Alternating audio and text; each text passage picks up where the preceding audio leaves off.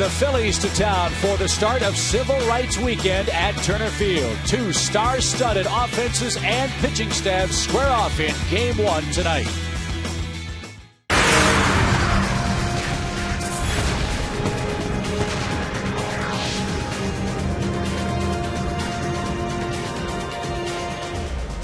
Fireworks and the Phillies on Friday night at Turner Field in Atlanta. Game 1 of a 3-game set for the Braves as they face their division rivals tonight as we begin Civil Rights Weekend. And all year long, Atlanta Braves baseball on Peachtree TV and Fox Sports South is presented by Academy Sports and Outdoors, The Right Stuff, and The Low Price. Good evening, friends. Along with Brian Jordan and Joe Simpson, Chip Carey, happy Friday night. It certainly was a happy Thursday night, BJ, for the Braves. Some late heroics got them in the win column against the Nats. What a terrific win last night for the Braves. To be able to salvage that series after two tough losses the first two games. Mr. Prado, two All-Stars coming through last night, a 3-2 count.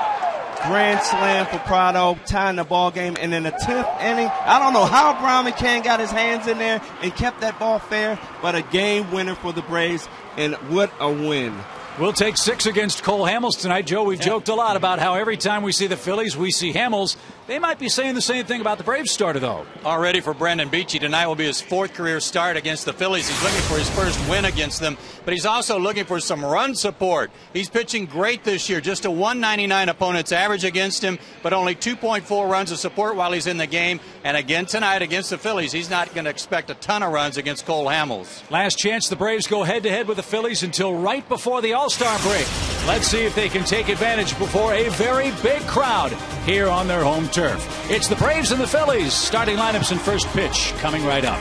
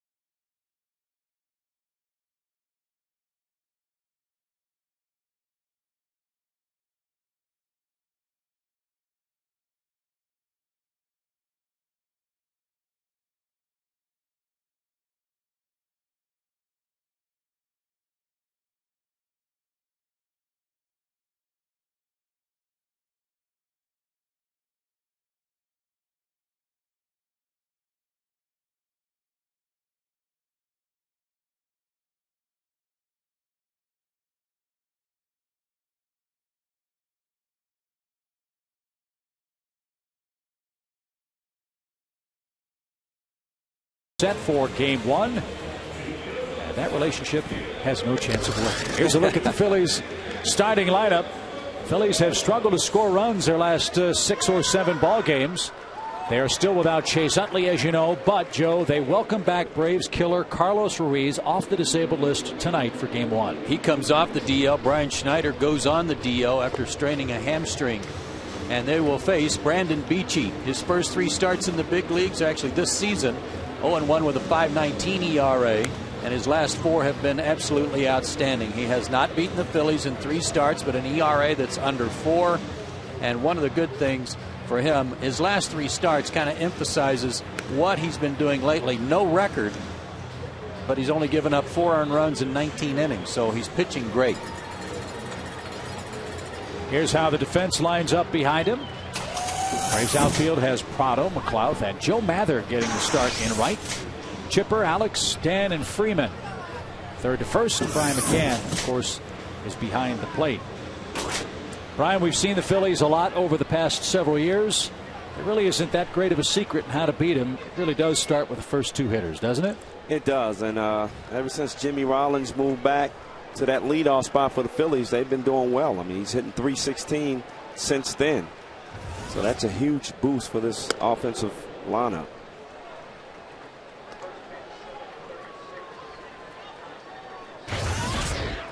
A delightful 72 degrees at first pitch on Friday the 13th.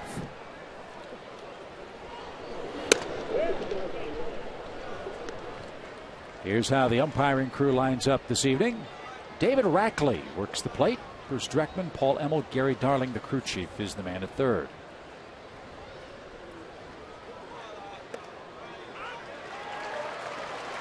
Jimmy Rollins only hitting .167 so far. Brandon Beachy, and that's at 6 at bats.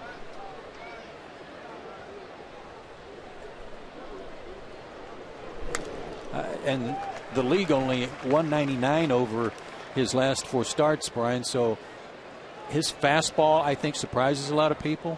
He's not sneaky quick. I mean, his radar gun showing you he's throwing 94, 95 sometimes, but everything works off that. It's just amazing. I mean, he'll come right after hitters. He's not intimidated at all. And I watched this kid last year in Gwinnett, and that's just the way he approaches. He has a good curveball. He keeps hitters off balance, and he's always in total control out there. A smooth operator. Yes, sir.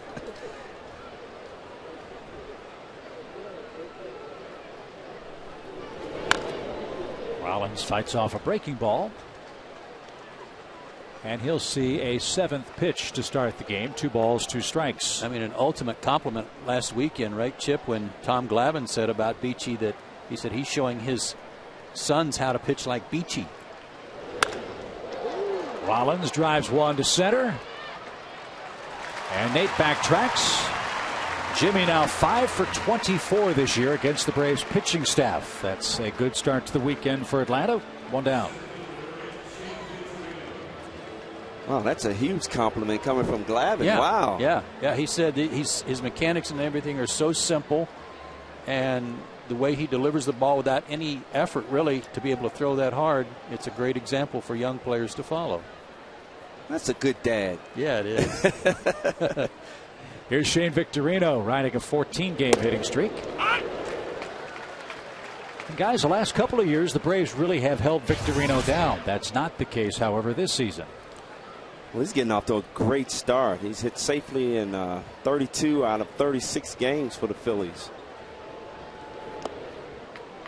And I just think he rises to the occasion when he plays the Braves. No question. For some reason, he gets pumped up. I enjoy talking to him before the game. I mean, he just loves, 1, 2, 3 in this Eastern Conference. Tough competitor. And he can beat you in a lot of different ways, not just with his bat, but with his legs and his arm. Terrific outfielder.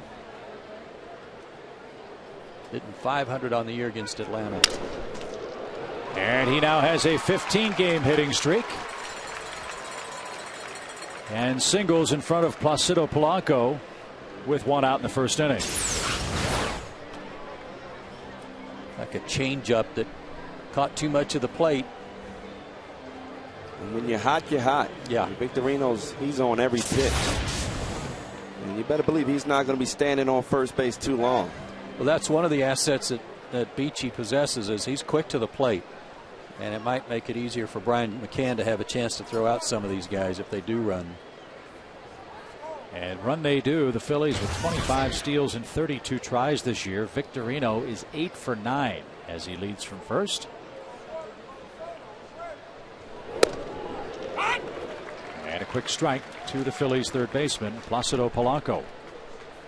Victorino got caught stealing the first game of the season, and he hasn't been caught since.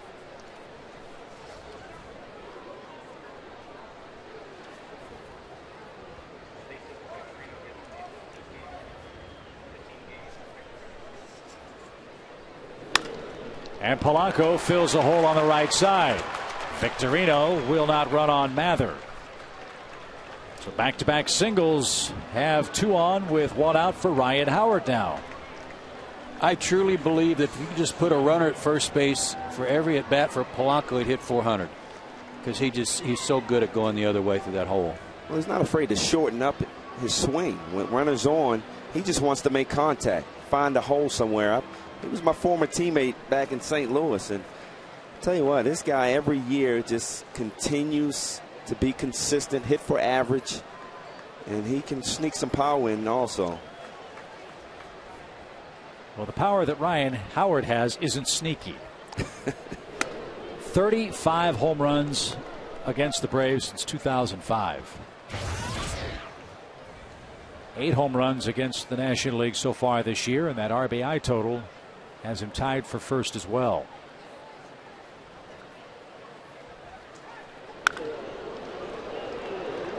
With runners aboard, the Braves have a shift on, Joe, but it's sort of a modified shift. And it's worked for the most part this year against Ryan Howard.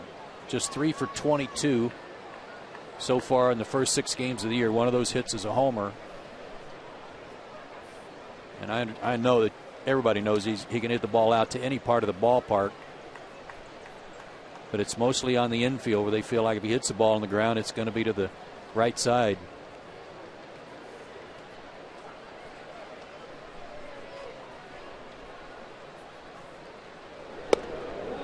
And I don't think it'd be modified, Chip, if there weren't runners on base. Probably have Ugla out in shallow right field. Even when you think Ryan Howard is struggling, you look up, his RBI total is among the top in the league. He finds a way when runners are in scoring position.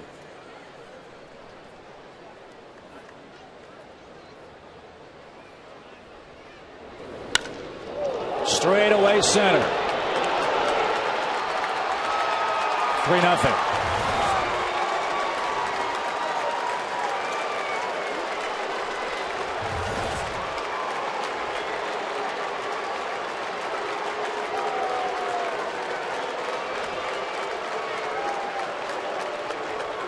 Ryan Howard likes the ball down and out over the plate, and guess where that pitch was? Exactly where you said it was, Joe. Down and out over the plate, and that's what Ryan Howard is going to do 9 out of 10 times. Got his arms extended, and there was no doubt. 5th home run allowed by Beachy. 9th hit by Howard. And the Phillies have scored 3 in the first inning.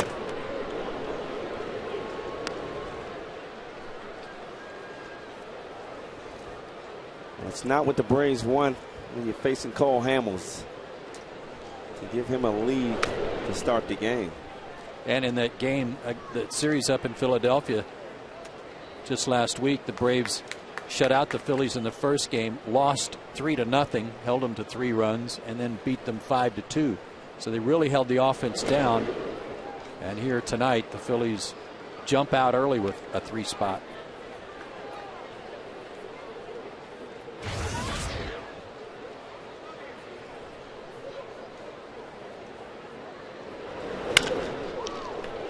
Francisco singles between Chipper and Alex Gonzalez. That's 4 straight hits.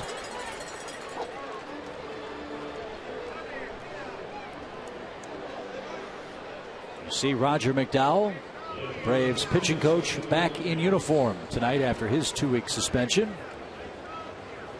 Good to see him back in the dugout.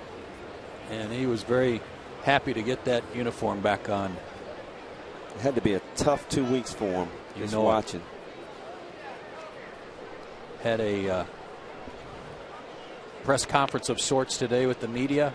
Questions and answers. Read a statement. Handled all the questions, and hopefully is ready to move on and put it all behind him. When last we saw the Phillies, guys, Raul Ibanez was just starting to come out of the worst slump of his professional career. At one point, this man was 0 for 35.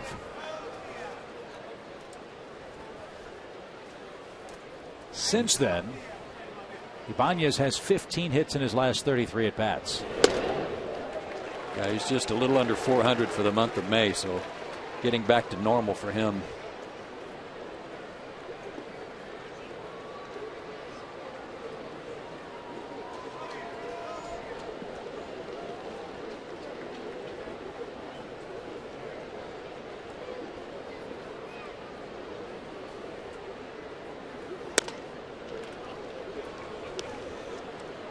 Like Beachy's getting rattled out there. Yeah, and we're not accustomed to seeing that. You're right. You're right. He is a cool customer, and he's not a guy that's up in the zone. He keeps the ball down.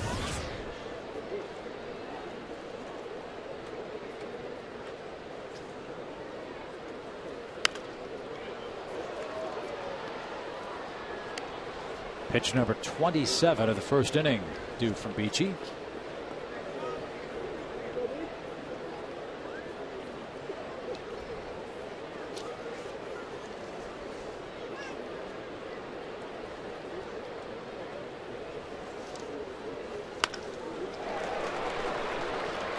Another base hit, 5 in a row.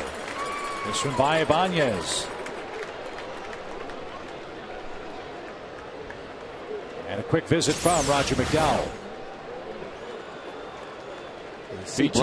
Brian McCann was setting up outside, and that ball just ran right across the middle of the plate. Command not where he wants it to be here in the first inning. His last start against Milwaukee, 6 innings. He only gave up 4 hits in 6 innings against the Brewers and 1 unearned run.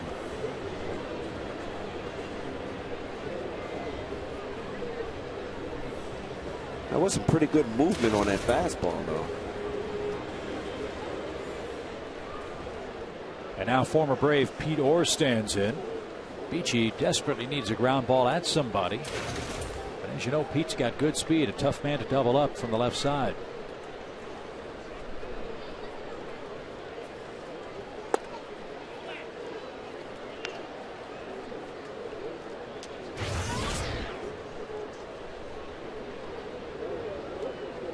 Pete Orr, what a great teammate he was when he was with the Braves. I know a lot of guys, Chipper and those guys, love to see him, especially back in the big leagues.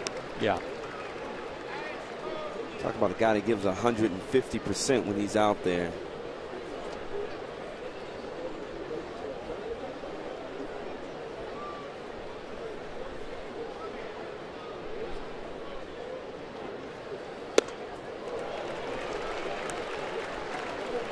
Nice to shorten this inning a little bit if he can get a ground ball and maybe a double play, but Pete's tough to double up because he runs so hard.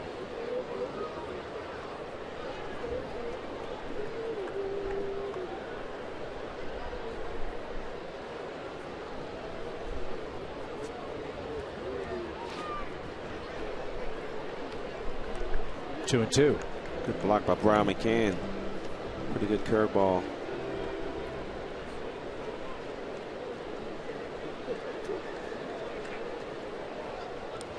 Last thing Beachy wants to see is Carlos Ruiz up there with bases loaded. I don't want to see him up there either with bases loaded. Once was enough for one season. Slowly hit. Braves will have only one play. Francisco to third, Ibanez to second, or grounds out, and Ruiz hits with 2 on and 2 out. Well, Joe, this is a situation where you got first base open. Cole Hamels on deck. Carlos Ruiz up the plate. What are you going to do? I'm going to pitch around this guy, and so are the Braves. And you know what? Cole Hamels is a pretty good hitting pitcher, too, so it's no day at the beach when he comes up there. Yeah, you look at the averages. 294. for Hamels, 226 for Ruiz.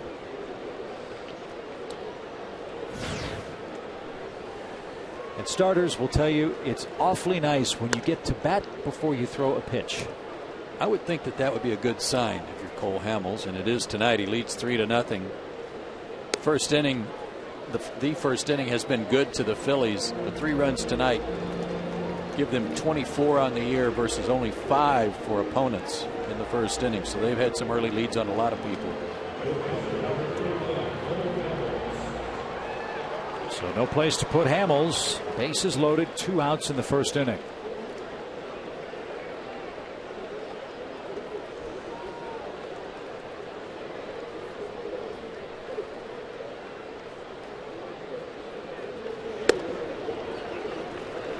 You're right, though, Brian. He's been up in the zone a lot. He was up in the zone to start the game with Rollins. He fell behind 2-0 on some high fastballs.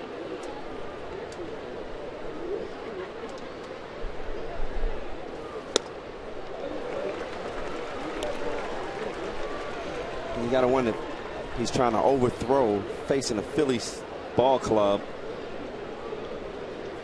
First in the division, and he's first year. So he's learning. That was a pretty good cut fastball in on the hands of Cole Hamels.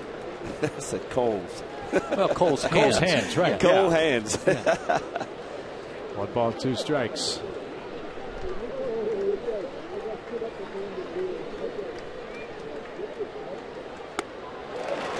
The Phillies bat around in the first. A 40-pitch first inning. Ryan Howard's 3-run homer gives Cole Hamels a big lead.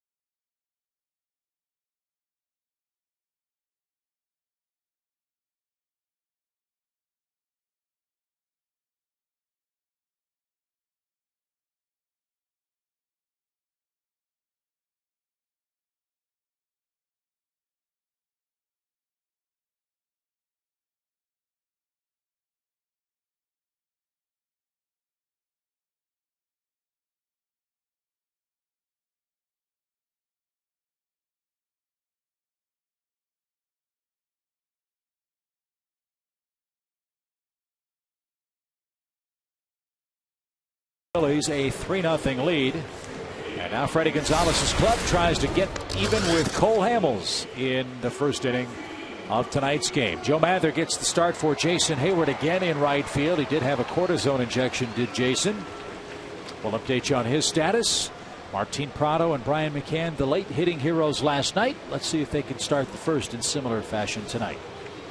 Cole Hamels is 27 years old, 6'3", 195 pounds, out of San Diego, a former first-round draft pick. There's his record for the year. One of the wins came against Atlanta back on April 10th, 7 innings of 4-hit shutout ball. One of the losses came against Atlanta in his last start, 7 innings. He gave up 3 runs and lost to the Braves 5-2 in his last outing.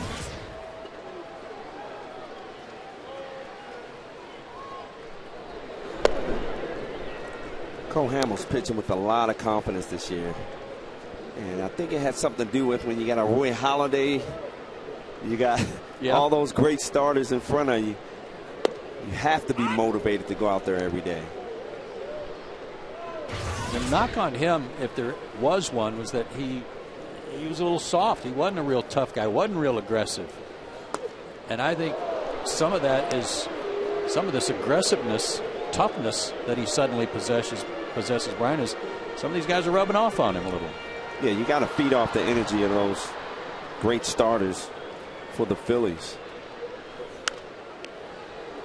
2 balls, 2 strikes. Here's our SunTrust solid performance. Martin Prado the last 2 weeks is heating up. Up to 24 RBIs out of the leadoff spot. That's outstanding. And that's reflective of the job Nate McLeod had been doing, guys, in the number 8 spot for the ball club. He's been on base a lot, giving Martin chances to drive him home.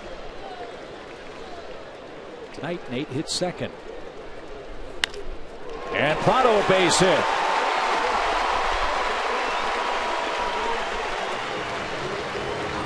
Polanco and Prado with almost identical at-bats. That's exactly what I was about to say. Prado, he shortens up. He just wants to put the ball in play, especially to lead off the game. He's never trying to do too much or overswing. That's a high fastball in the outer half, and he just nice, easy swing, goes with it, and getting the Braves started. Nate McLeod with a hard bunt. Handles, throws it away.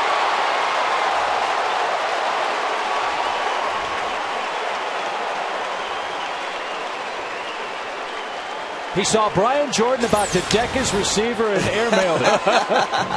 Well, it wasn't a good bunt by Nate McLeod. Too hard, straight to the pitcher. And he got caught in between. He was like, I got him at second, but I need to throw it to first. And he had plenty of time to pull it down and throw it again. Good thing Pete Orr was where he's supposed to be to back it up, where runners would be at second and third. Great job by Pete Orr. Sacrifice E1. It allows McLeod to reach. Now Chipper bats.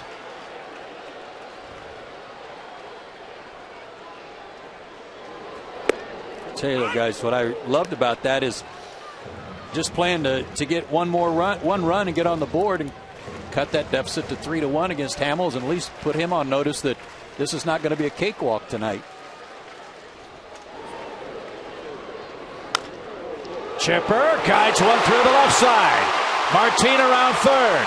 He's going to score. And the Braves indeed send notice to Hamels.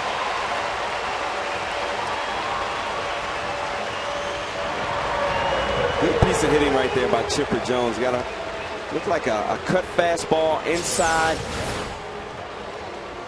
That's just a fastball down and in, and Chipper just got the head of the bat, found the hole. And the RBI single, we've seen that a lot out of Chipper this year. Had a little top spin on it too to get it through there.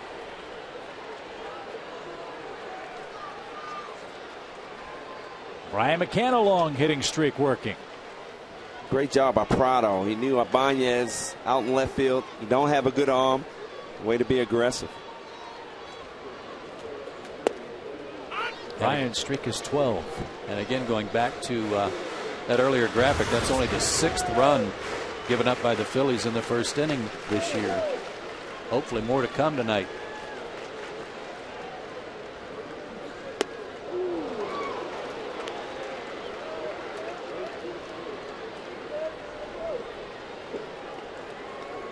Brian McCann, a career 279 hitter off of Cole Hamel. Has 11 RBIs and a home run.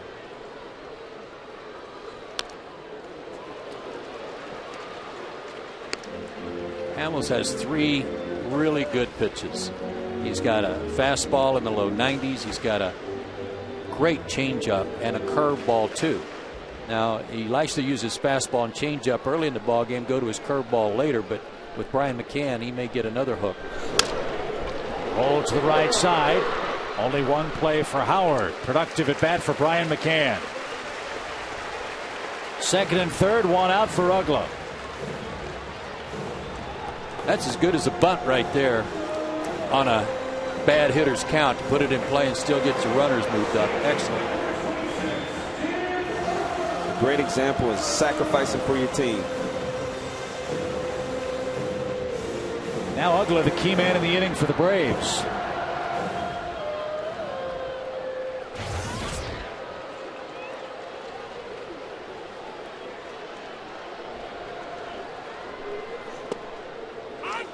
Oh, boy. He didn't think so. Down a quick strike. Now, Brian McCann didn't like the first pitch call on him, too, from this rookie umpire that we've not seen before.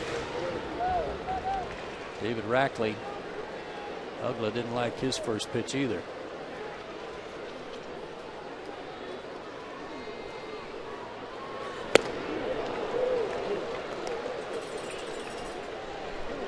Y'all surprised that Dan has struggled so mightily against lefties this year? Well, Joe and I were talking about that before the game, and you got to wonder if that new contract and you're playing at a new ballpark, new team, you got to wonder if that's on his mind. He's pressing up there.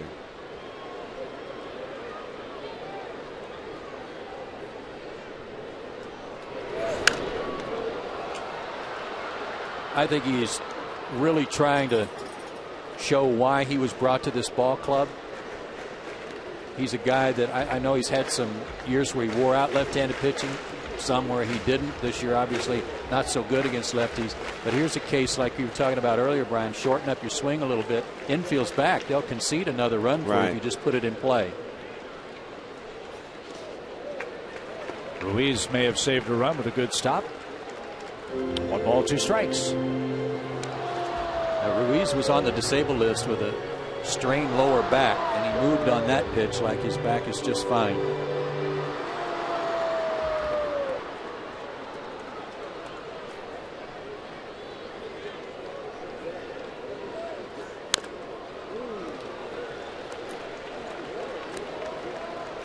Pretty good curveball by Cole Hamel.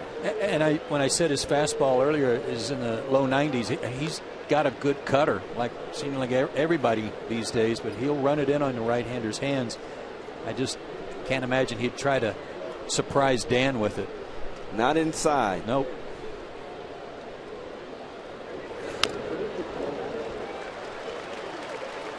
Dan down 2 strikes very quickly in this at bat, now making Hamel's work.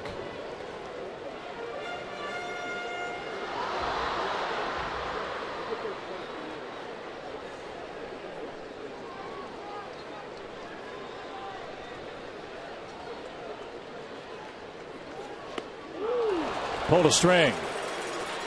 And Uggla strikes out. Straight change looked like. Straight change down in the zone.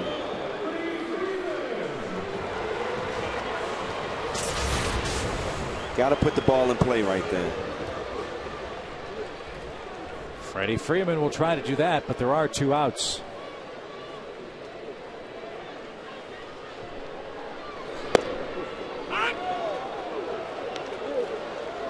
Freddie had a good night against Hamels in Philadelphia last Sunday, including a home run.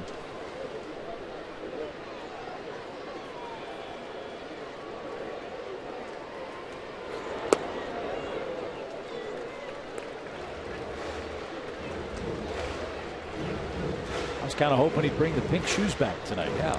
That's exactly right. I brought him some good luck in Philadelphia. It didn't look half bad. Well, I like the look. That was nice. 1 ball, 2 strikes. That pitch looked off the plate a little bit. Yeah, both of the called strikes did. And Hamels strikes out Uggla, strikes out Freeman, and the Braves settle for 1 in the first. 3-1 your score.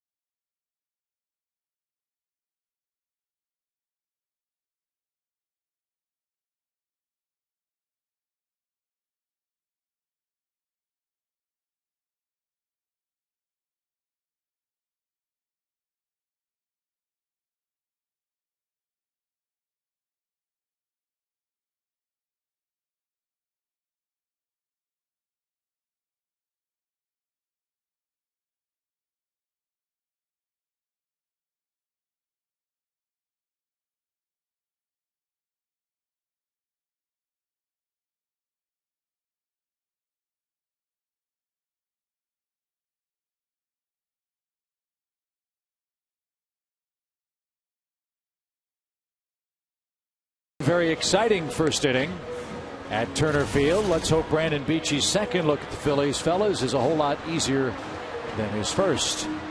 Here's our AT&T Uverse trivia question. Cole Hamels, one of 2 active pitchers with 9 or more career victories against the Braves. Can you name the other man?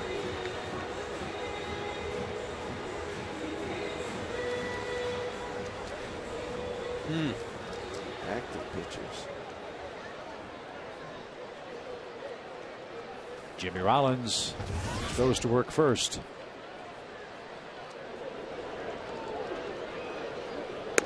First name that came to mind for me was Livan Hernandez. That's who I first thought of. And you would good answer. You would associate it with somebody who's probably a little older, but Cole Hamels is only 27 years old, and he's already got 10 wins, so maybe not that old. Another fly ball from Rollins. First out. That would be a good answer, Livan Hernandez. He's been around an awful long time. Faced the Braves an awful lot.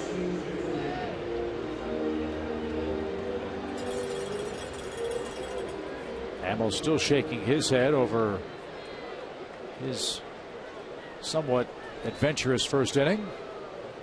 Braves touched him for a run. A bloop and a blast could tie the game for Atlanta, but Beachy's got to settle down quickly here with Victorino up.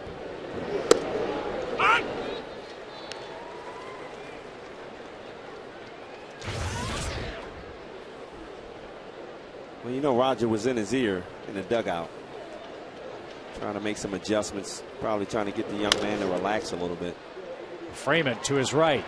Beachy to the bag. They better not mess that play up. They practiced that for an hour today before the game. Exactly right. And I think that's a great thing. Having the pitchers, infielders out early, getting their blood flowing. And spoken like a true outfielder. And I'll bet Brandon was excused from those drills too. I don't remember seeing him out there, but certainly the first baseman and infielders were involved in other fielding practice for the pitchers. Brian, take me in the mindset of the Braves offense now. Got down 3. They scored 1 against Hamels. What kind of confidence do you take if Beachy can get Polanco and get the batsman back up? Well, continue to get 1 an inning. You know, be patient. We saw a lot of bad swings at some balls. And you got to make Cole Hamels throw strikes. Get the ball up in the zone. He's been getting some good calls, though. Balls off the plate for strikes. Another line drive by Polanco. He's 2 for 2. And here's Howard.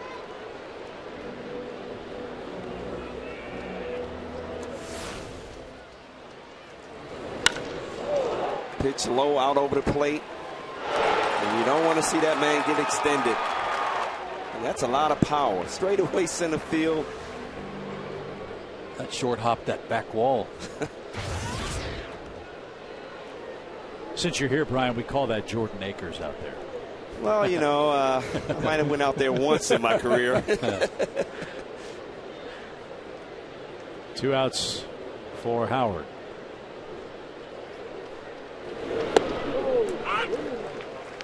How about Mr. Polanco? He ranks, well, he's tied for first with now 41 singles on the year. He's a hitting machine. He's a great example of how you don't have to swing hard.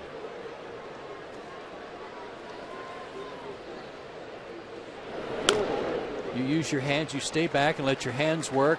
You don't have to swing hard. He's got great balance, and he gets the barrel of the bat to the hitting area and hits it to all fields.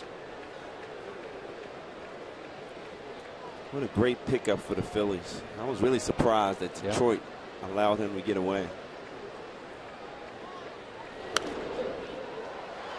With Howard's home run, he takes over the RBI lead in the National League, now 3 ahead of Lance Berkman of the Cardinals. Oh, Lance Berkman, he got in shape this offseason. He's on a mission. He looked great when St. Louis was in town.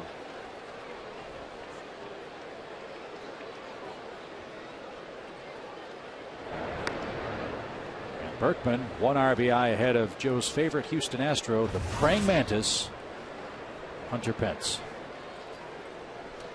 We'll see the praying mantis Monday and Tuesday here. By the way, he has a 15-game hitting streak going on. Yeah. Here's a different look to that shift to Chip with a runner on first, not first and second. That allows Ugla to play deeper into right field, and Chipper moves all the way over on the first base side of second. No need for a double play, but might be a chance for a force at second.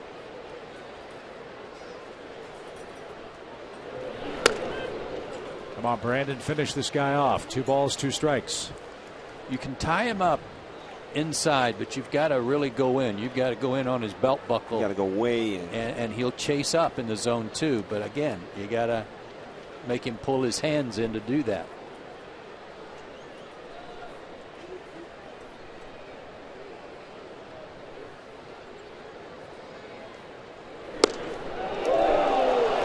McCann held it there. Wow. Full count. Now Cole Hamels got that pitch last inning. I think he did too, Brian. That's paint in the corner. The price of being young. Yeah, right.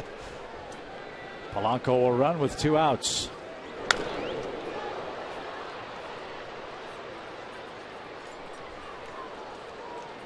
Now, Joe, I got a question for you. Now, we see the shift in the infield. Why is Chipper over on that side and Alex Gonzalez stayed at shortstop? That's a little difference in opinion, I guess you would say, or philosophy from between Freddie and Bobby Cox. Bobby would just move everybody over one position to the left, but Freddie likes leaving his shortstop at shortstop.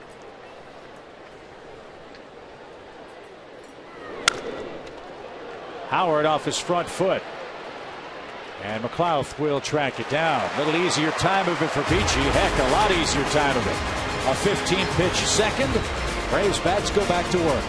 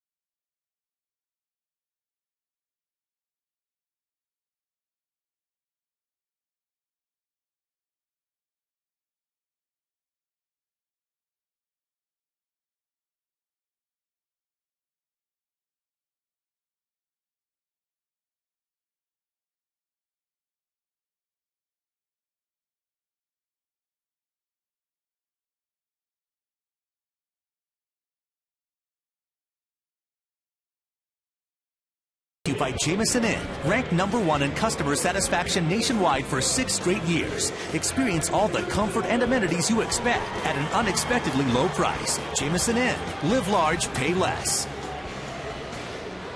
Lovely night in Atlanta. Phillies 3-1 leading the Braves in the bottom of the second. And the 7, 8, and 9 hitters coming up for Freddie Gonzalez. It's girls' night out tonight at the ballpark.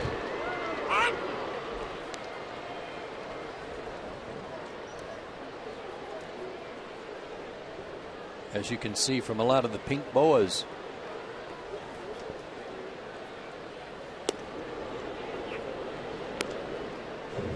It's not just the girls either.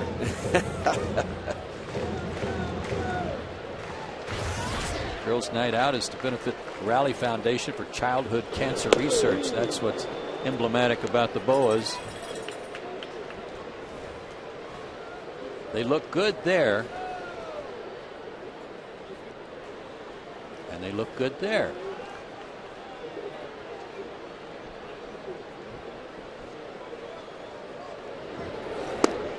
Yikes. I was just about to say Alex struggles in that situation. 1-2. When he gets 2 strikes and falls behind, he's normally chasing a bad pitch. Showed you how good those Boas looked in the crowd. That doesn't necessarily translate to the booth. We're going to have Boa wearing lessons after the game, I think. But it is a rally Boa. Well, if Larry were here, he could help you.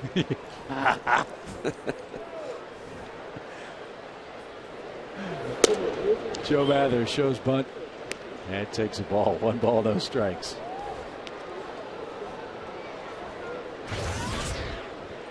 Joe Mather getting the start in right field tonight.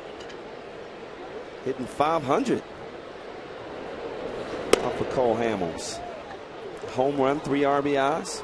Yeah, until I saw that, I was a little surprised that Hensky wasn't back in there the way Eric's been swinging the bat, even against the left-handed pitchers. But we'll see Eric tomorrow. And as you said, with Mather 3 for 6 with a homer against him, run him out there. When's Jason going to be back? I'm told maybe not until Monday, but they want to give that shoulder a chance to calm down after the cortisone shot. He told me today that he's feeling better, right, Brian? Yeah, he did. I talked to him too, and he said the next 2 days he won't do anything. And the trainers don't want him lifting up a bat, throwing a ball, and then he'll ease back into it the next 2 days, see how it feels, and hopefully he's back out there on the field.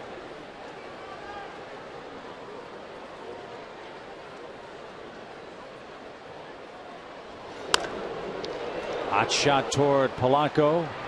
He's as steady as she goes at third base. And quickly 2 are out. We mentioned several times it is Civil Rights Weekend. The Braves will play the Phillies tomorrow and wear throwback jerseys.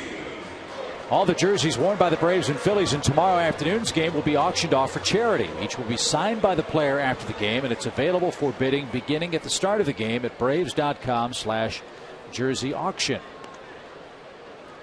Those are the jerseys of the Atlanta Black Crackers. That'll be fun. People love auctions. Have a chance to do it online. I gotta wonder if we're going to get our jerseys. Are we going to wear our jerseys and sign them and auction them off? We could do that. 1 ball, 1 strike to Beachy. Hamels has set down 5 in a row after Chipper Jones' RBI hit.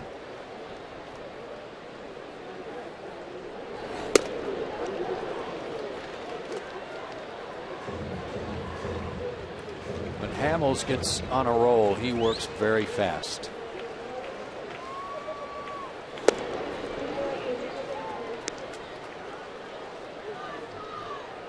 He learned from the school of Greg Maddux.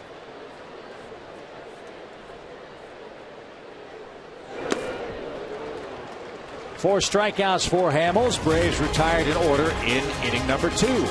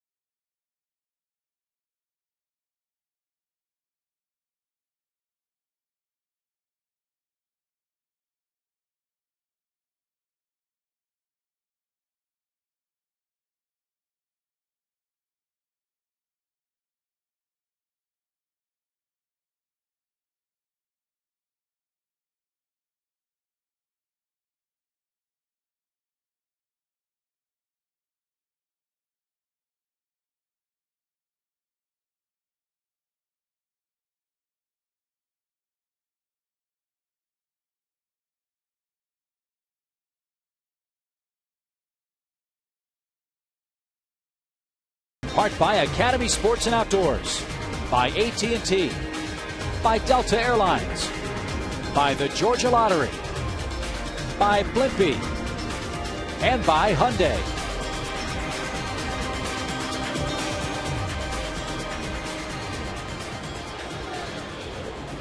"3-1 Phillies as we head to the top of the third inning.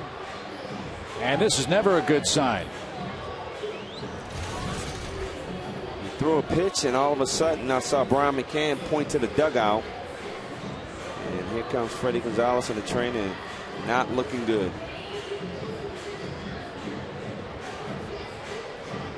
So Brandon Beachy will not be able to continue in this game as he injures himself warming up for the inning. So whomever comes in for Atlanta will have as much time as needed to get loose. We'll tell you who that is in just a moment.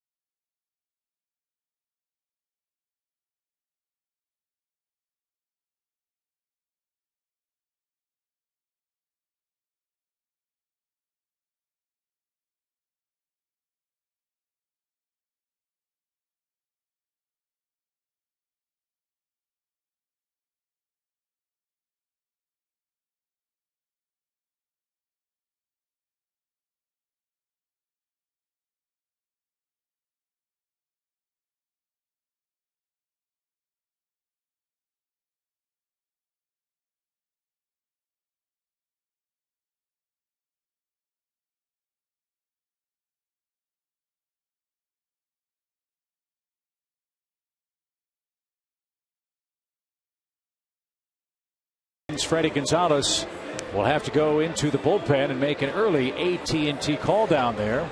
But a real luxury the Braves have is, Joe, the guy that's coming in to pitch very early tonight.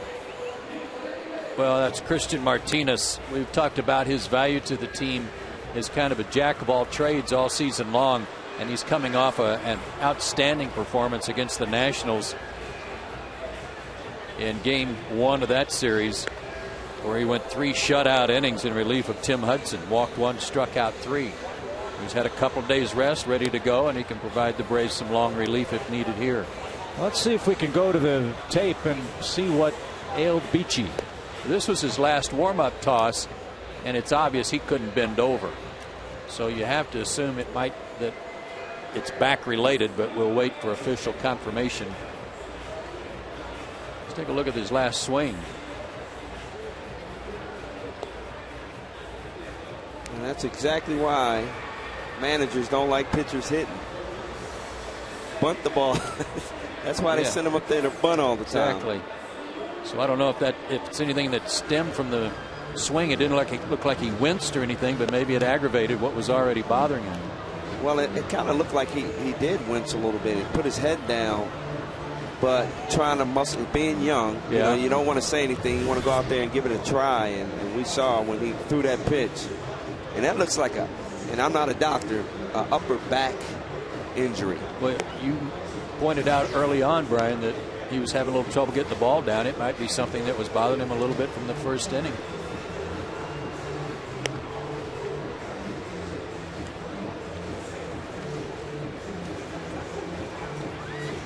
So Christian Martinez says he's ready. Ben Francisco will come to the plate. Francisco, Ibanez, and Orr for the Phillies, who hit a 3-run homer off Brandon in the first inning.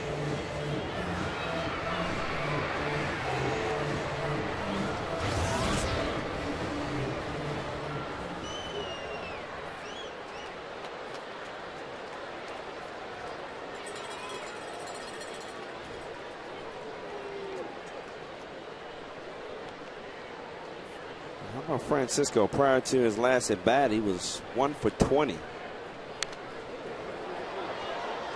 Saw some of that in the Washington series too. Some guys that were struggling and all of a sudden started getting well against Atlanta. A guy that plays right field comes to mind pretty quickly. Yeah. Jason Worth.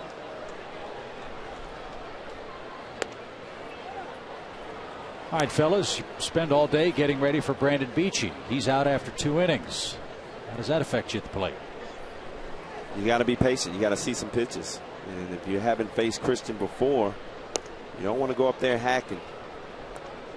You want to make him throw strikes, put the pressure on him.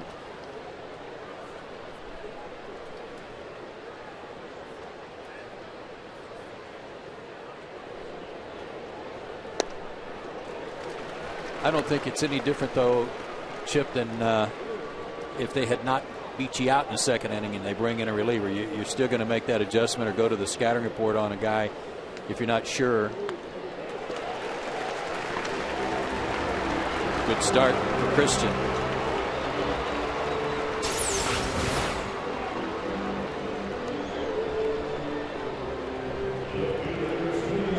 Like a sinker. That ball just dropped off the table.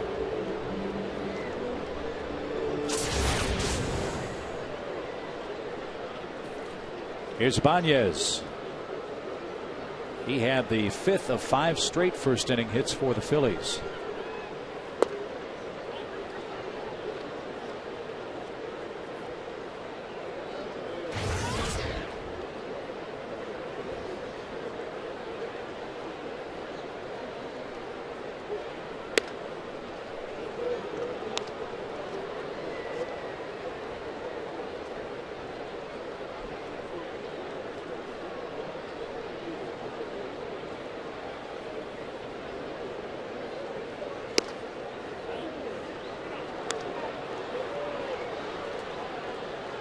And 3 balls, no strikes. Ibanez 0 for 4 against Martinez in his career.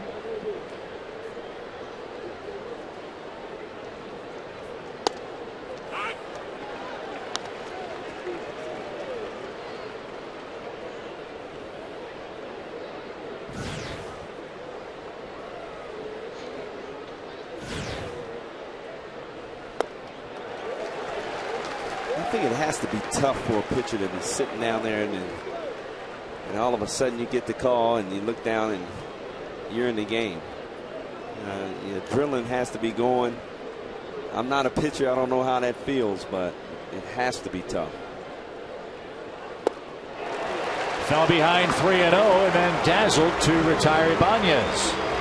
I love that. I love when a guy falls behind a hitter, a good hitter, a hot hitter, and then that hitter just thinks, well, he's behind 3-0. He's just going to serve me nothing but fastballs and try to come back. 3-2 straight change and a beauty to strike him out. Love it.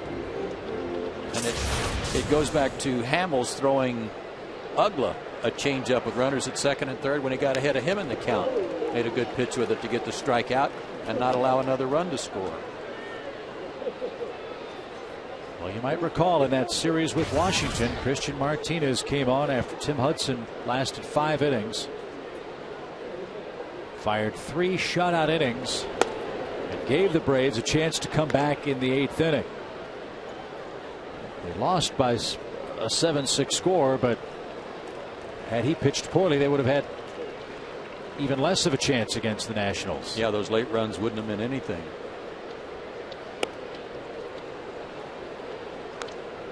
But really, fellas, of all the guys in the bullpen, this is really the nature of his job. Be prepared for any role at any time on any given day. He's done it overall. He's done a great job all season long in whichever role he plays. And he made the club because he had a great spring. He pitched like this in the spring. He had one bad outing, I think, and that was right at the end of camp. Well, I watched him down in Gwinnett, and he was dominant. He just struck out the side.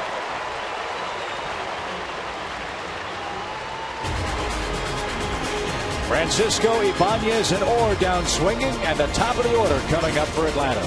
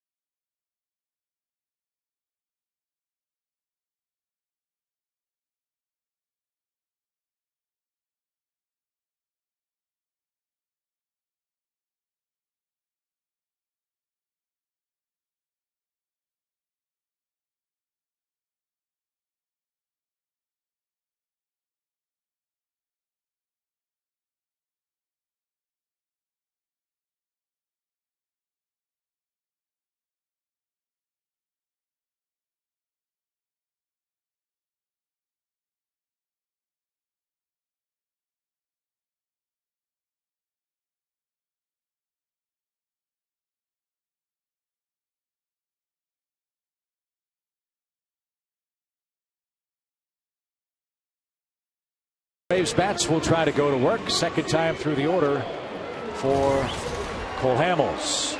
He's the subject of our AT&T U-verse trivia question. One of two active pitchers with 9 or more career wins against the Braves. We said earlier Livan Hernandez might be a candidate. We sticking with that? Yeah, I like that. I like it. Still like it. I still like it a lot. Jamie Wright, Yeah. really?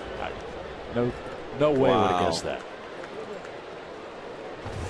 Jamie Wright. I would have guessed Orville Wright before I guessed Jamie Wright. As far as this goes, Joe, don't you think it's time Gretchen went back and started doing some basketball? Right. Trivia questions have gotten a little bit too tough here the first few days back. Well, I would like to know how many wins LeVon has against the Braves. 7. 7 wins. Prado's 2 for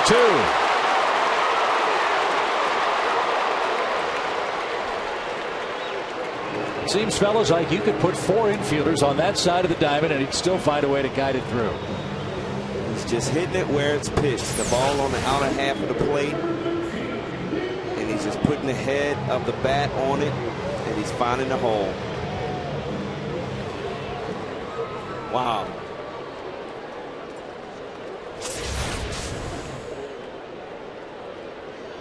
The Braves were bunting in the first. And on the first pitch, did not appear to be bunting in the third inning. Take a look at this too, Brian. Watch his front foot. He barely picks it up and puts it right back down. So now his hands are ready to work. Yes. Doesn't take a long stride. He's on balance. That allows him to make that move to the opposite field. In a very short swing.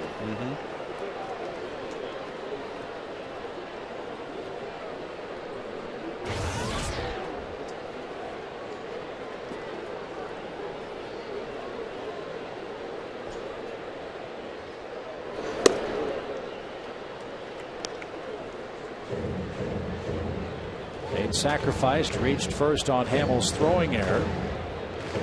Last night hitting second for the Braves, went 2 for 4 with a couple of singles and a bunt.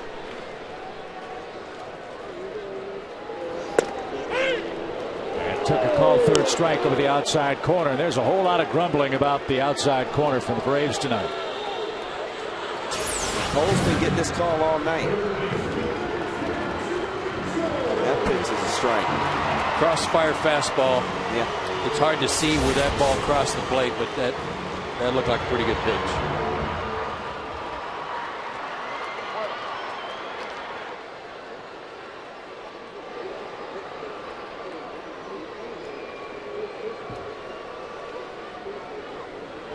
Joe, after watching that at bat, I have to say Nate McLeod probably sacrificed bunting on his own that first time up. Could have. Because why wouldn't you sacrifice in that same situation? I mean, for one, it will send a message to Philadelphia, hey, we're going to get back in this game, but it didn't happen. So if you did it once, why don't you do it again? Exactly. Right. I know that's what Chipper's saying. Yeah. Tee one up for me out there again.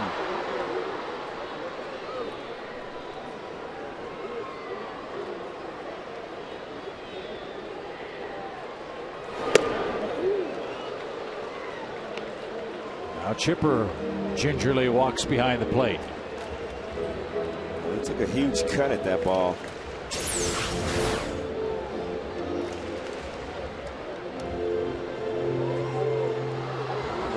Whether his back leg dropped back a little further than he expected. I don't know if he rolled his ankle a little or not.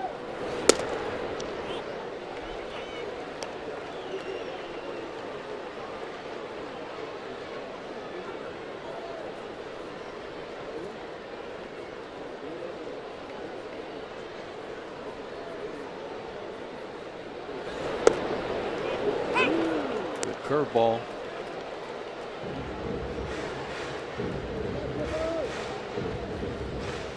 One thing I notice about Cole Hamels is he doesn't use that curveball as often as he used to.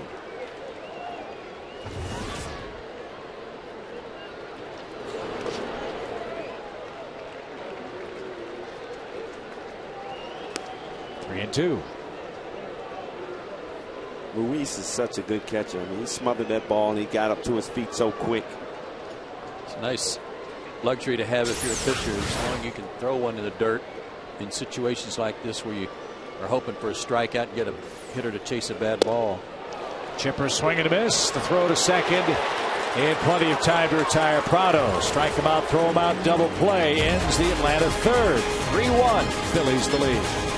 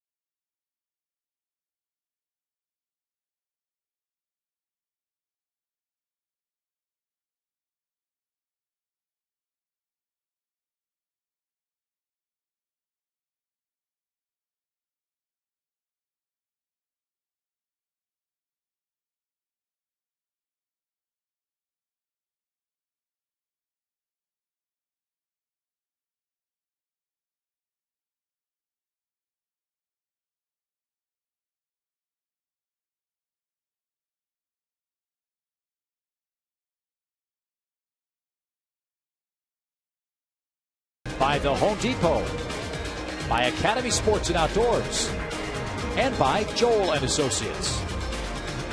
Brian Jordan, Joe Simpson, Chip Carey, and our entire crew from Turner Field. Fourth inning now. Phillies lead by a 3-1 score. Just joining us, Phillies scored all three of their runs on a Ryan Howard first inning home run off Brandon Beachy. Braves scored their run in the first on a Chipper Jones RBI hit. Beachy was unable to continue, came out for his warm-ups in the third inning, was relieved by Christian Martinez, who struck out the side, and now falls behind Ruiz. 1 ball, no strikes.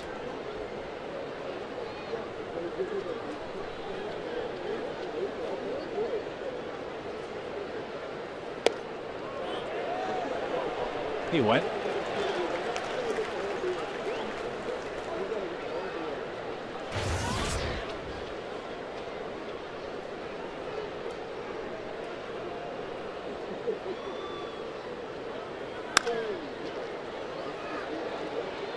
With plenty of time, almost too much time, but Ruiz is the first out. Here's our Jameson in upcoming schedule.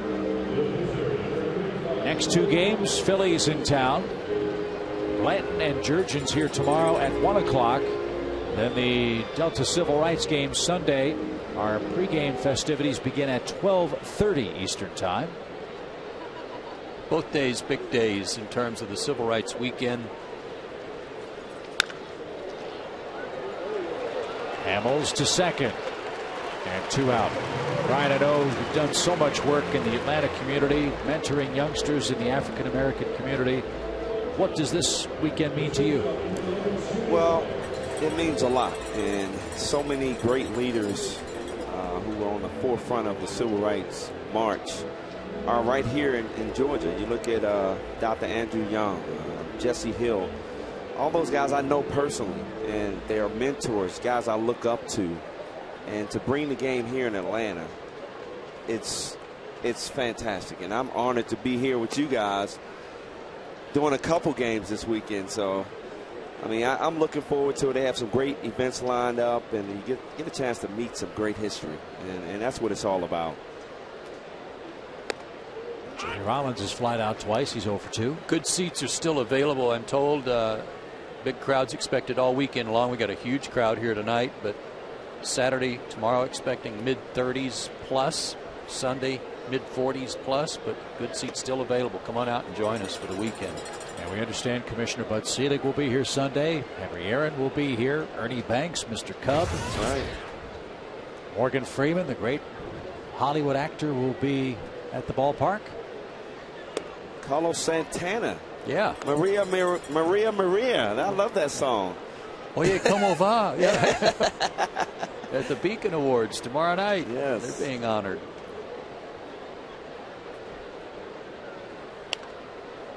Full count for Rollins. 3 balls, 2 strikes. Sunday's going to be a big day. A ceremony on the field, honoring all those guys. And I just hope that they're able to pack the stadium to show their appreciation to the civil rights. Another fly ball for Rollins. Another out for Rollins. Christian Martinez, 6 up, 6 down. Braves take another crack at Cole Hamels, down 2.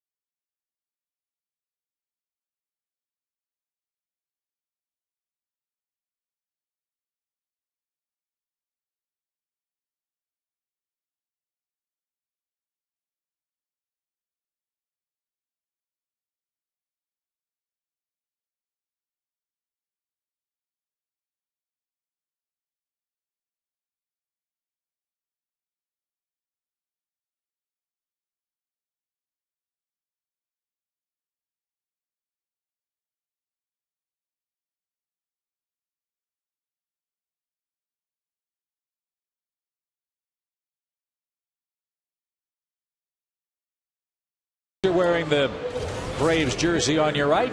That's Cole Reynolds, the son of our boss Hammond Reynolds. Cole at the ballpark with family and friends celebrating his 10th birthday tonight at Turner Field. What a way to celebrate your birthday. Yeah. Hot shot. Rollins behind the second base bag. 1 out. Jimmy Rollins makes it look so easy. Going to his left. And he knew who was running, so he had plenty of time to gather himself. You know, I think most people think of Jimmy Rollins as an offensive player, and I don't think he gets enough credit for his defense. So athletic.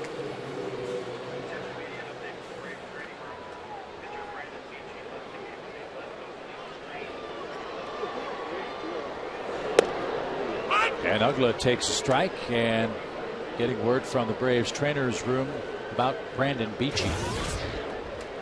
Left oblique strain. Ugla skies one to center. Victorino stumbled for a moment and would have liked to have had that at bat in the first inning. He's 0 for 2, 2 out. These oblique injuries just seem to come in droves now. I'm not sure how or why or why these days there seems to be more of them, and they're hard to diagnose in terms of how long you're going to be out, when's it going to feel better, and especially for a pitcher, when you're going to be able to cut it loose again without fear of re-injuring it.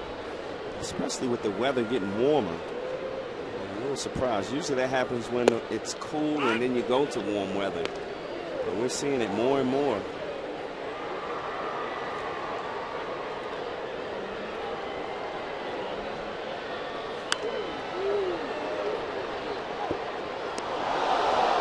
Right now, Hamels is a pitching machine. Like Joe said, he's working quick out there. He's in control.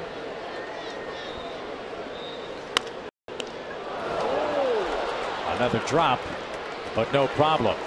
And the Braves are out of order again in the fourth inning. 6 pitches for Hamels that time, and he leads by 2.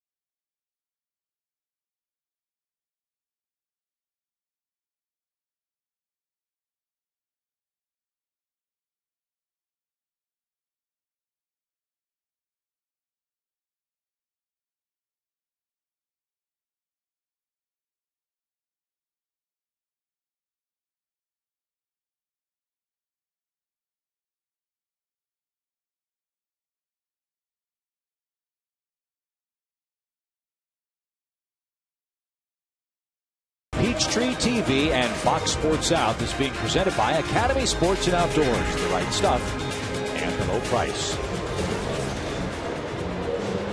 Cole Hamels threw 6 strikes. Got the Braves out in the fourth. Now his offense back to work for inning number 5, leading by a 3-1 score.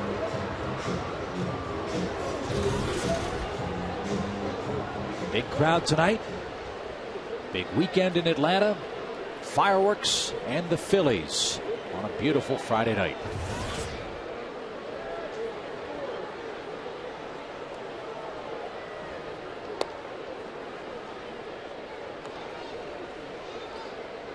Shane Victorino already extended his hitting streak tonight. It stands at 15 games. His career high is 16.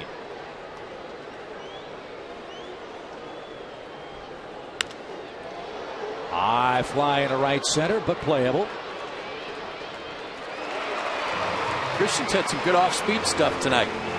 That's a couple of 3 pop-ups, flyouts on off-speed pitches. The Phillies hitters kind of one-handing. He's due up third in the bottom of the inning. I don't know how much longer he could go, or if Freddie would choose to pinch hit for him here. But again, another outstanding outing.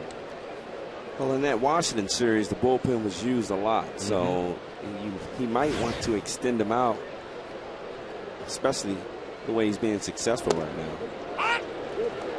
And you're right, early in the count he's going fastball, and then he's changing speeds late in the count. It's been working out great for him.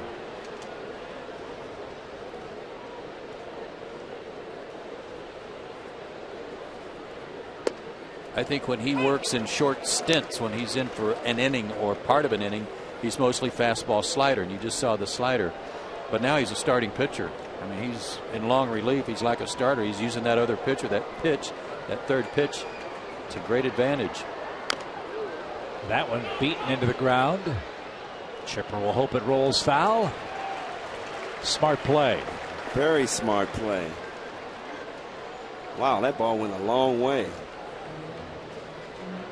About all you can hope for is some good spin. While he's walking back, we've been treated the last couple of nights. We've got some great stuff up here. Legends of the Game Cookie Company. They brought us some outstanding cookies with the likeness of players on here. And that's Henry Aaron, of course, and that's in the icing. Here's Jackie Robinson, his baseball card. Legends of the Game cookies, man, and they are big league. I wish I wasn't on a diet. Yeah. And there's Morgan Freeman. Well, what's left of him? What used to be Morgan Freeman. Chip took care of that. That's pretty cool how they do that. And yeah, they taste as good as they look. 1 ball, 2 strikes.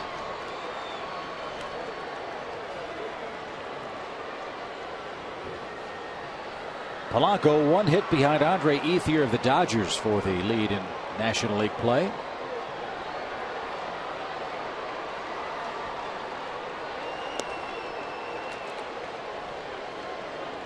You can see Placido is just like Martin Prado. He gets that foot down real quick and just uses all hands.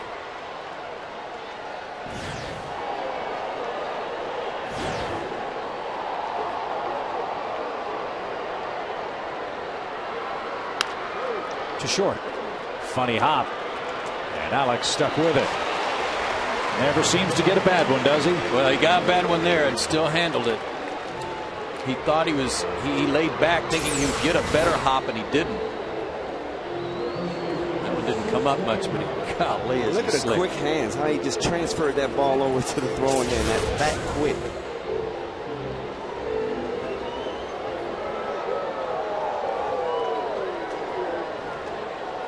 Eight up, 8 down for Christian.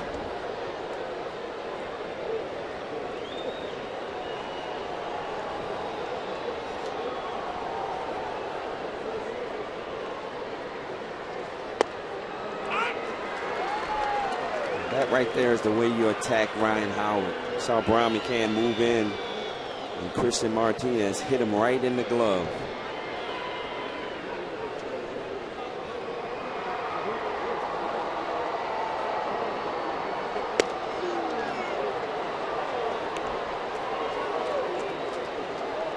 That's pinpoint accuracy right there. And you have to be. If you're going to come in there, you got to make sure it's either in off the plate or a strike on the corner.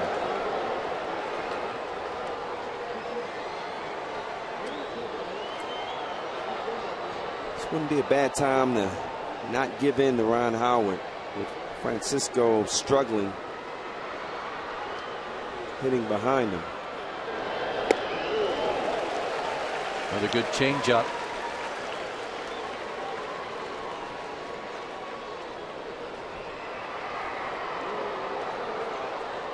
Two and two. There's the shift on again for him.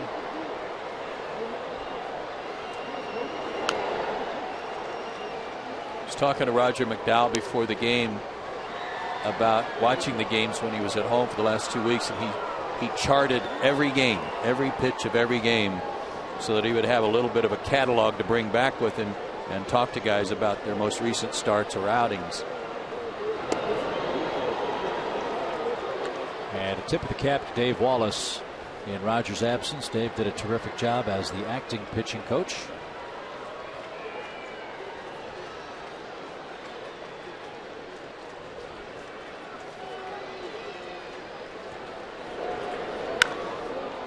Howard hooks that ball into the seats and stays alive. 3 and 2.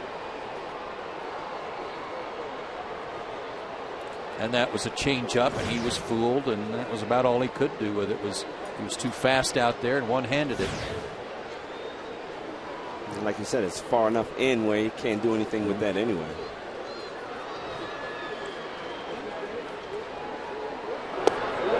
Another changeup. Christian Martinez with 3 perfect innings of relief.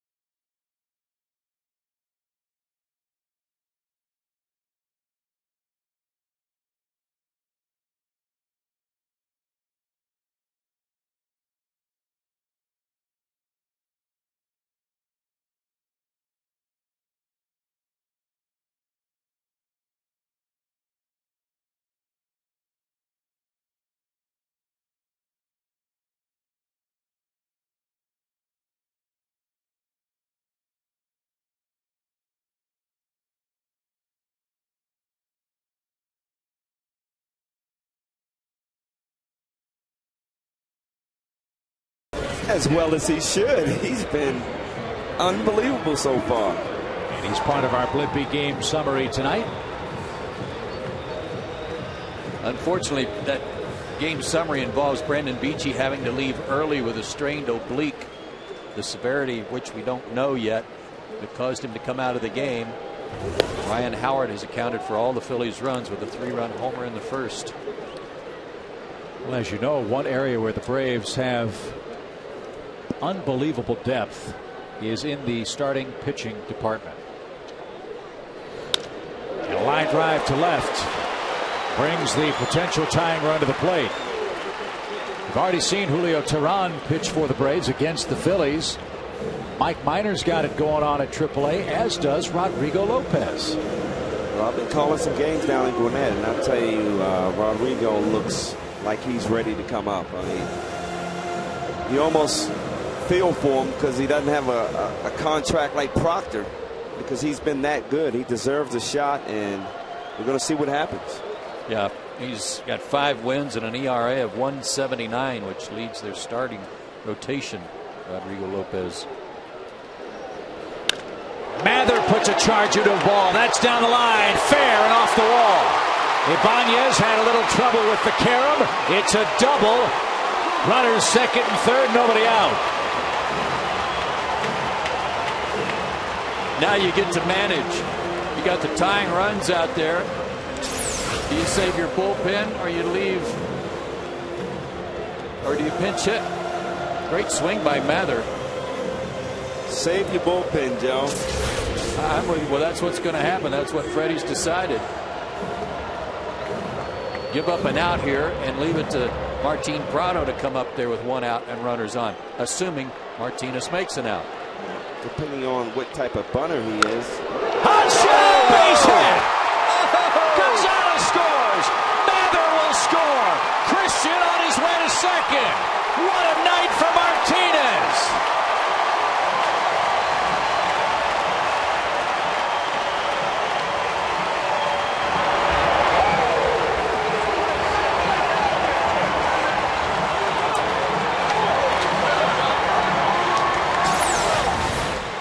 First major league hit. Forget about what I said about Bunny. Well, to heck with the bullpen. We needed his bat in there. Wow. That was unbelievable. And this crowd went crazy. Give Freddie Gonzalez a lot of credit. Sending Christian up there to bat. And Christian proved him right. That pitch was up, too. Was up and in. 3 rockets hit off Hamels this inning. So the Braves have battled back to tie the game 3-3. And now the top of the order hits with nobody out.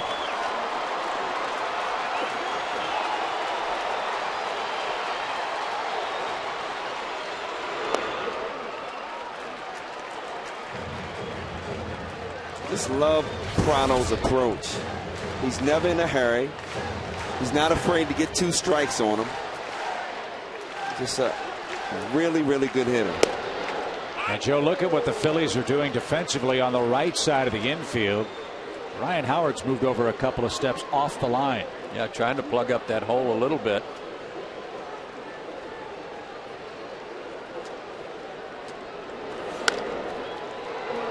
Funny hop. Polanco. Not in time.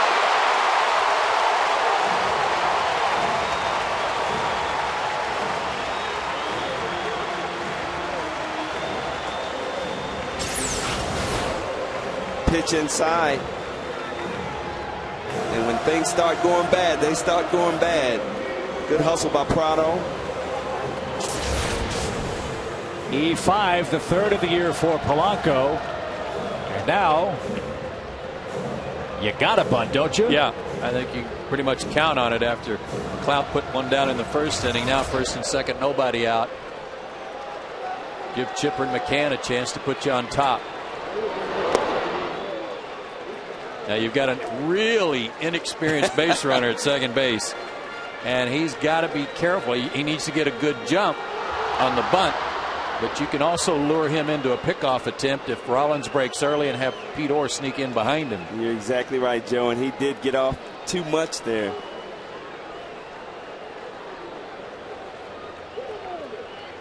You see Jimmy Rollins all of a sudden play behind him. There's the bunt. It stays fair. It's a beauty.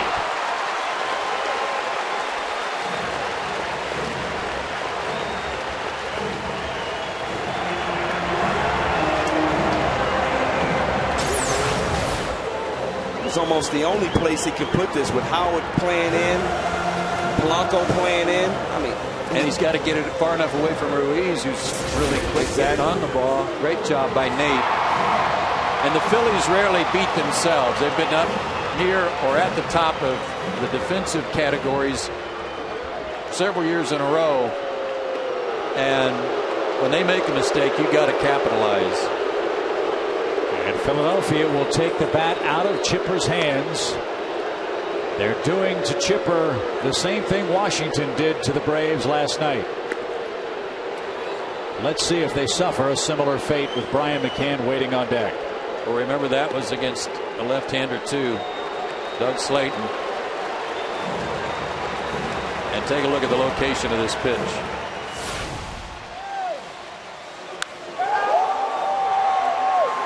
Almost hit him. Up and in, and Brian McCann was able to get his hands in there and drive that ball. Keep it fair. Yeah.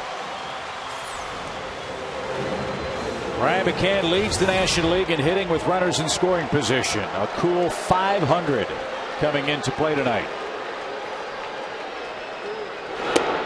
And what makes him so good in this situation to me, Chip, is what Brian was talking about a minute ago at Prado, and that's patience. He'll wait to get a good pitch. He's not over anxious.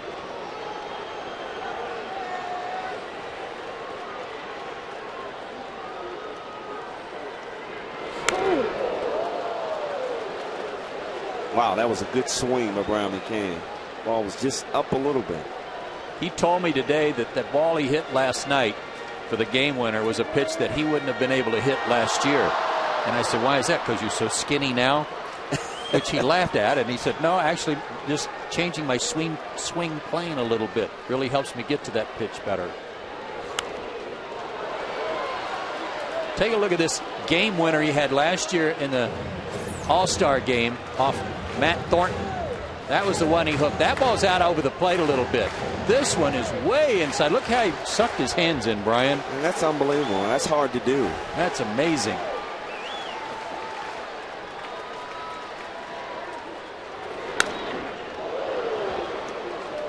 Almost got away with a bad changeup there.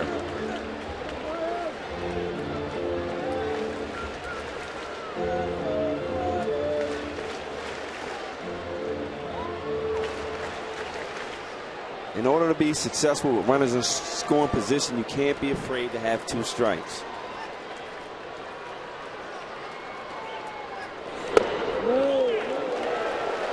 Nice try, but a better eye. 2 balls, 2 strikes. And that was one of his best fastballs of the night. It may have been a setup pitch for trying to go back to the outside part of the plate now.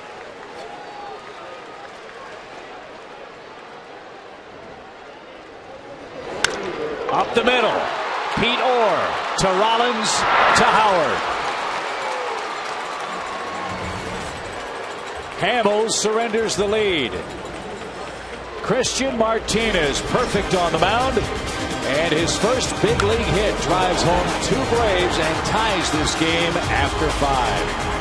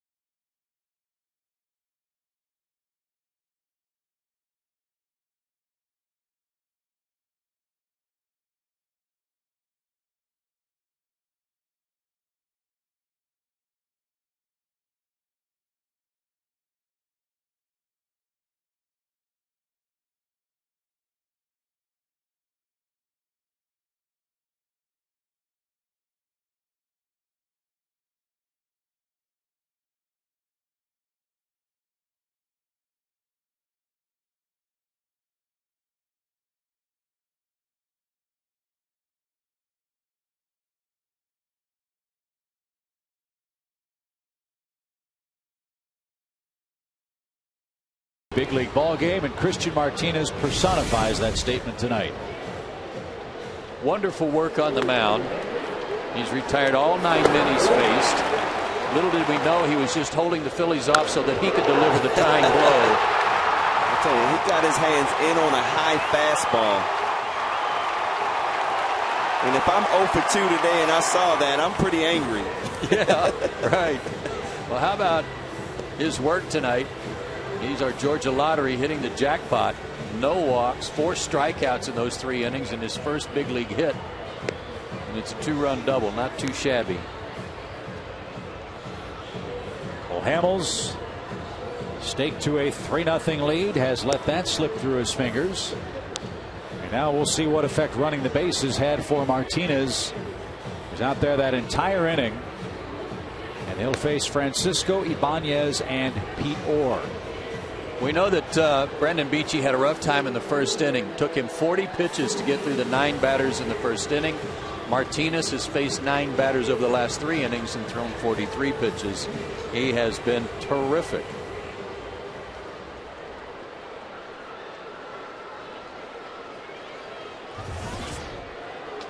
Francisco starts it off.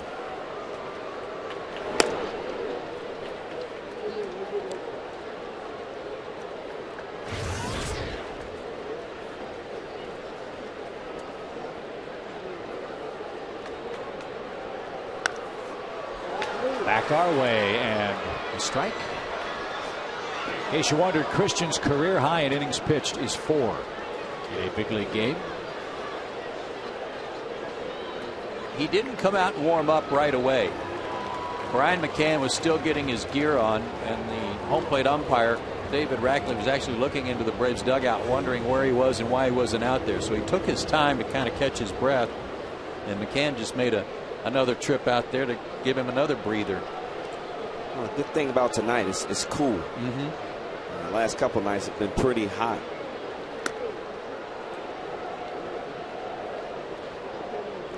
Low 70s at first pitch tonight. 88 at first pitch last night.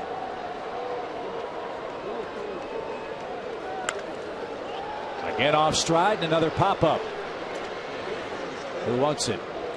Alex does. 10 up, 10 down for Christian.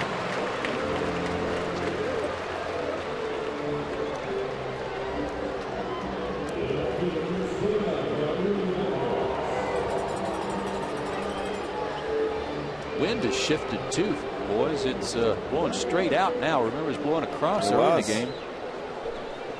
And blowing out hard.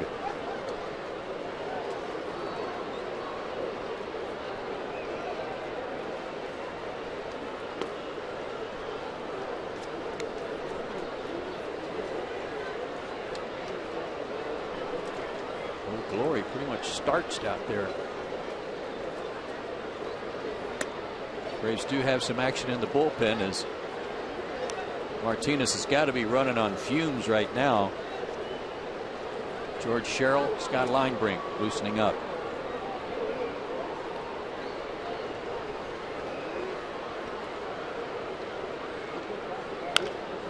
Up the middle. Alex glides, fires, got it.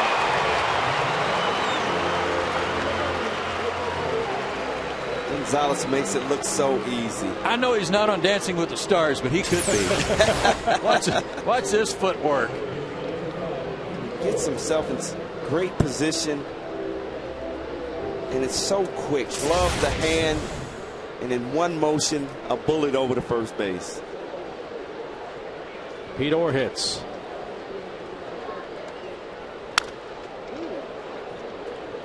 And strike one to the Phillies' second baseman. They're eagerly awaiting the Phils the return of Chase Utley. He's down in Clearwater, Florida, rehabbing from his knee problems, and hit another homer yesterday, we understand. So he's nearing a return for the Philly ball club. All of a sudden, this Philly team is getting healthy. Yeah, they'll get Brad Lidge back pretty soon, too. Ruiz reinstated off the DL today. Joe Blanton came back. He'd been nicked a little bit. But still, they're only 3 games ahead of the Marlins.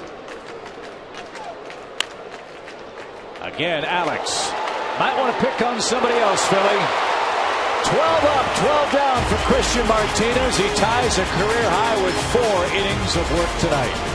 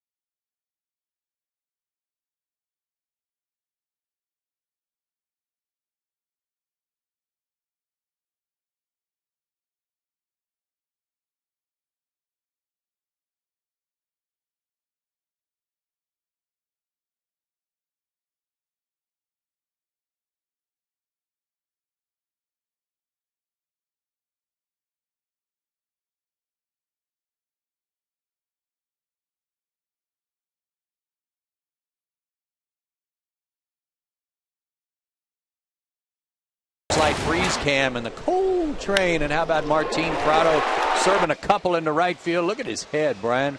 Right down on the ball, watching almost the point of contact there. Can't teach it any better than that. Show the little kids how it's done. That was the Coors Light freeze cam, brought to you by Frost Brewed Coors Light. Big crowd making some noise in Atlanta. 3-3 game. Dan Uggla, Freddie Freeman, and Alex Gonzalez coming up. That man in the center of your screen, the man of the hour for Atlanta. Game-tying double for his first big league hit and 4 perfect relief innings pitched. I mean, the least they can do is get him a run and give him the lead, put him in a position to win. Looks like he may come back out there. You know what? He might.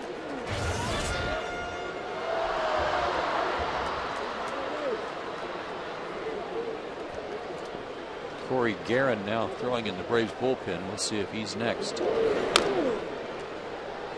That's fouled off Dan's foot. 2 balls and a strike.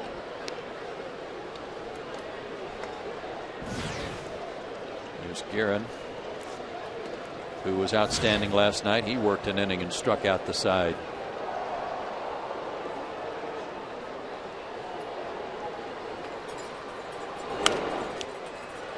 For those of you who didn't catch the game last night, we mentioned Peter Moylan will indeed have back surgery. Peter in town with the club this weekend. He'll leave for Los Angeles Sunday and have the surgery on Tuesday. I talked to Peter in the clubhouse earlier today, and he seems to believe that he's going to recover from this injury pretty quick. Popped up right side. Wynn trying to push that back onto the field of play. He's such a great teammate. You know, he is. A couple of nights ago he was showing us how Eric Hinske was running in the outfield, and there he was showing Christian Martinez how maybe he should have gone in head first. No, don't do that. But in talking to him earlier today, he said, Brian, I'm going to push it. I'll be back in 12 weeks. And I'm saying, you better slow down a little bit. That's a back you're talking about. Well, he's been through it before. He's had 2 previous back surgeries.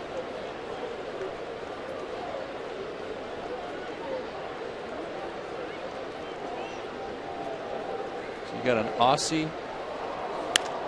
Swing and a drive. Center field, but he just missed it.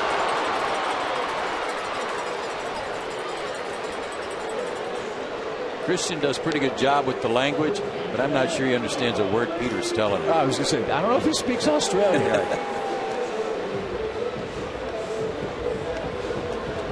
It's 2 times Uggla just missed. Had a good at bat though, fouled off a bunch of pitches before he hit that one pretty hard.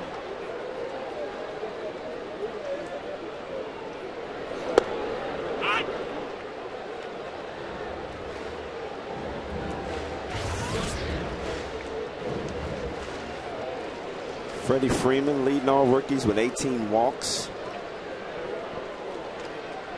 He's reached base safely 25 out of 30 games,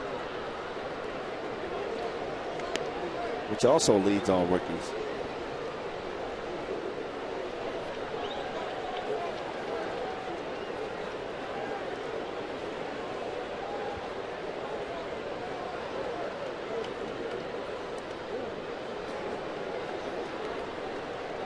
If you're a rookie in the National League East, and I think it's Jason Hayward last year, left-handed hitter, and now Freddie Freeman, you got your work cut out for you within the division, having to stay hooked up to some tough left-handed pitching.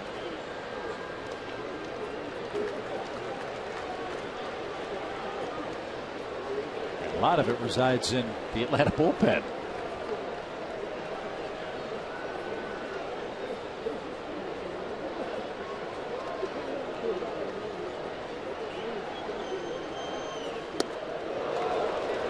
Freddie down on strikes. That's the first strikeout for Hamels since the third inning tonight and his 7th of the game. Fans, get your tickets in advance for the Braves Memorial Day weekend at Turner Field. Don't miss Publix fireworks on the 27th. Kids run the bases and alumni autographs on the 29th. And the Yacht Rock Review post-game concert presented by Delta and Coca-Cola on the 30th. For tickets, visit Braves.com.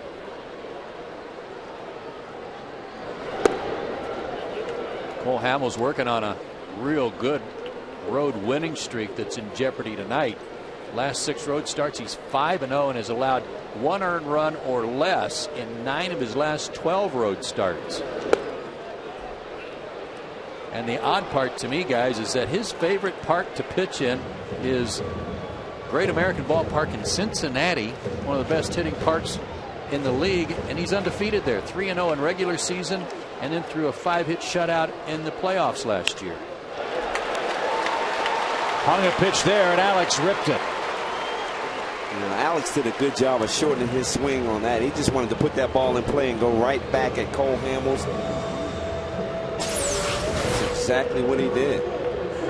Just used all hands.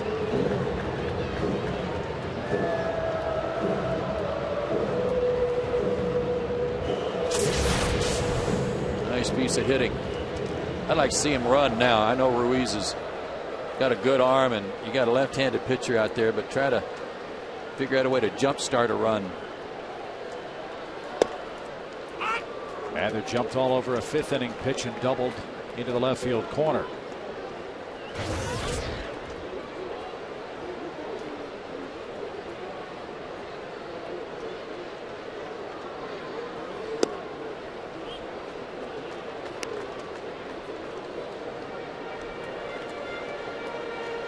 But I'm like that hitter with the bases loaded, and I get impatient. You know, it's like I want to make something happen. Even with and 2 you out. have to do opposite in those situations.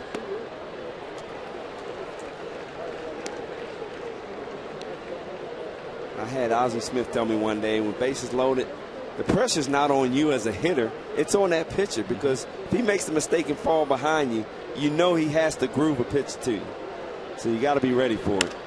That's down the right field line. That could turn the gold, and it's a fair ball. But it bounces over the fence for a ground rule double, and that would have easily scored Gonzalez had it not done so.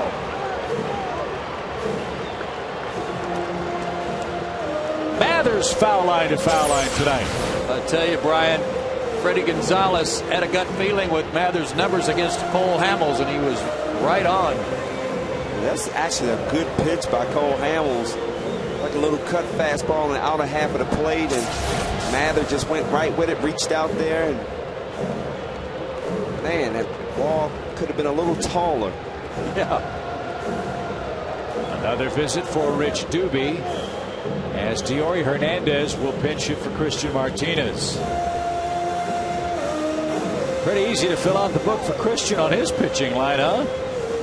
4 innings, no runs, no hits, no walks, and 4 strikeouts. Well, he deserves a run right here.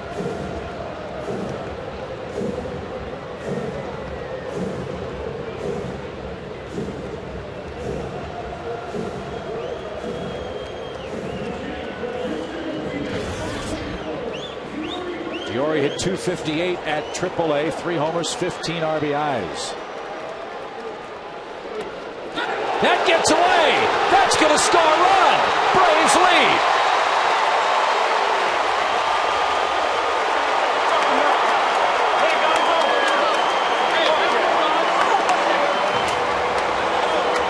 Joe, you made the point. You seldom see the Phillies beat themselves. They have done that tonight. 2 errors and now a horrible wild pitch. If Carlos Ruiz can't block it, you can't get it done. You're exactly right, Joe. I mean, that curveball went a long way.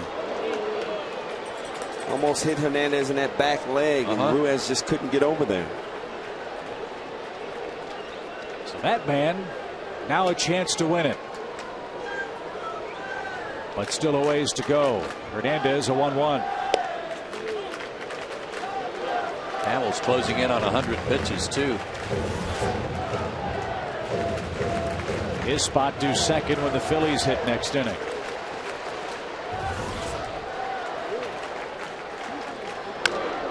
Little tapper. Rollins. And that retires the side.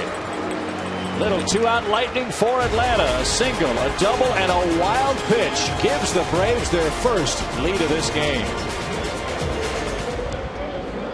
That's all right. I want.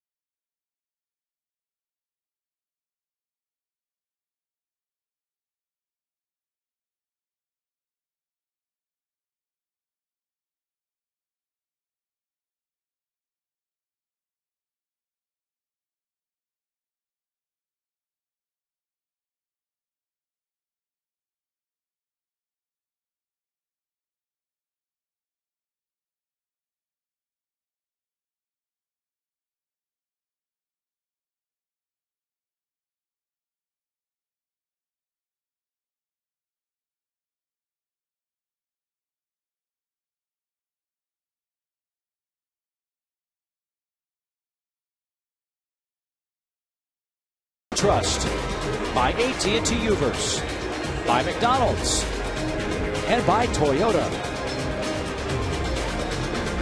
Braves finally have a lead, 4-3 now after 6 innings. And Freddie Gonzalez will indeed make the AT&T call to the bullpen in what Chipper Jones has called the most important inning for the Braves all year, the opponent's 7th. Well, I know that was going to be Peter Moylan's inning most of the time. It's not going to be for at least 12 more weeks. And so far, guys like Eric O'Flaherty and this guy who was called up from Gwinnett, they've done a good job filling in. Done an excellent job, especially Corey Guerin. Almost pitches similar to Peter Moylan, and he's not afraid to go to right-handers, left-handers, and he has such great movement on every pitch. He's hard to hit.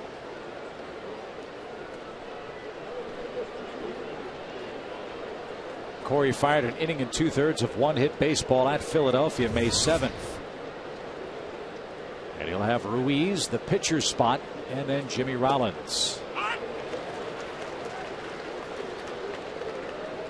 J.C. Romero now throwing in the bullpen for the Phillies.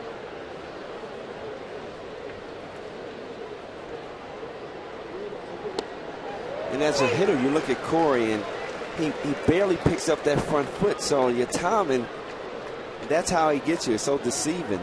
You're waiting for that big leg kick, and it's just not there. And he's got a fast arm action.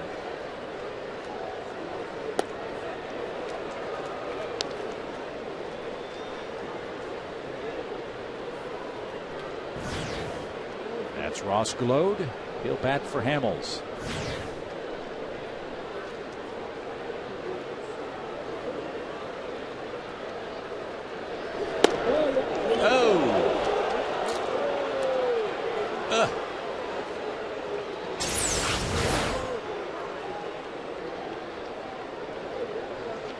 From that angle, again, a crossfire fastball.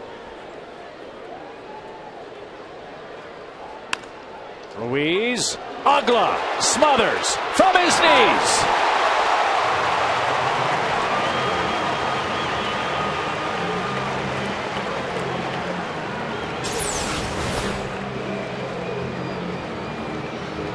Zaxby's indescribably good play, and there's been some leather flashed out there tonight with those two guys in the middle infield. What a play here by Ugla.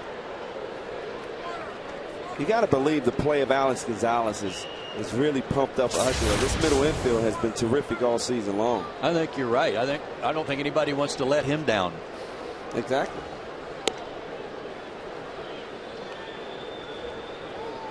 Gload takes the ball outside.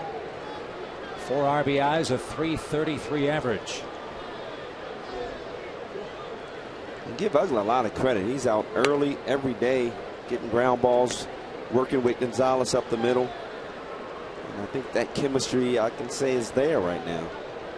And great to see, too, that whatever trouble Dan's having at the plate isn't affecting what he's doing on defense. In the air. And Clouth charging. He slides to a stop and makes the play.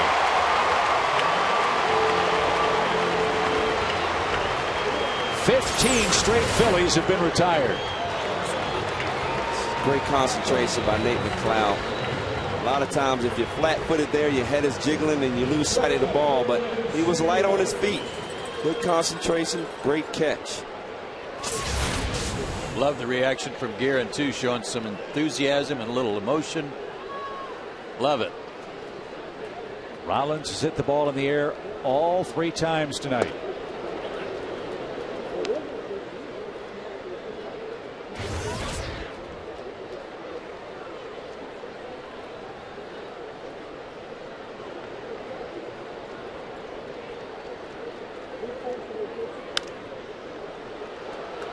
And Eric O'Flaherty loosening up in the Atlanta pin chip just in case Freddie needs a lefty.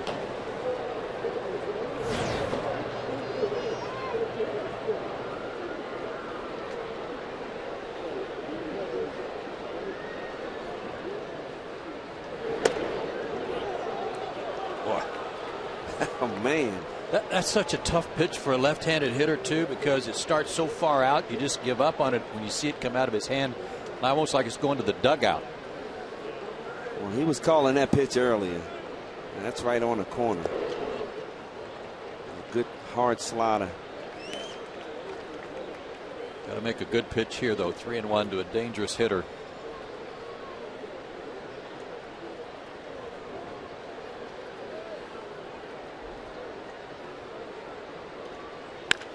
And Rollins smokes it to right. That is over the head of Mather, and it sticks at the base of the wall. And Rollins on his way to second with a double. That's the first base hit for the Phillies since the 2nd inning of this game.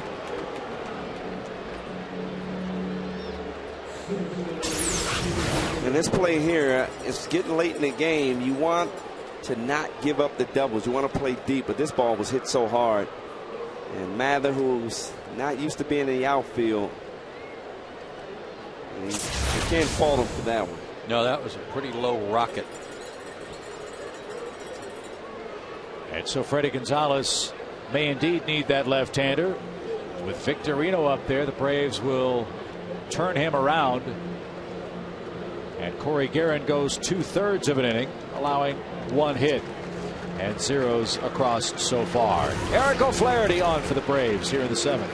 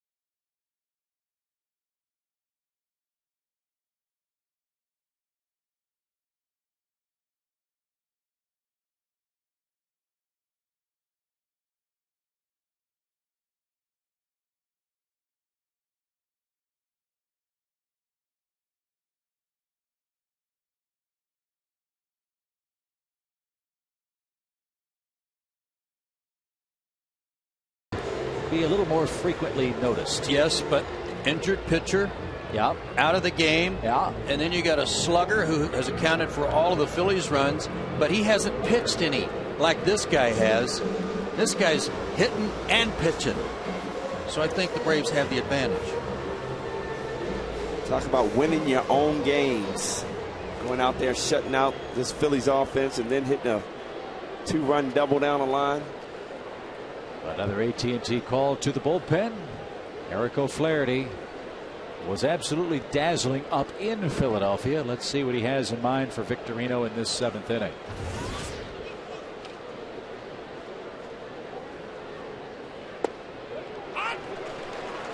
Well, just because you flip him around doesn't mean you're going to his soft side.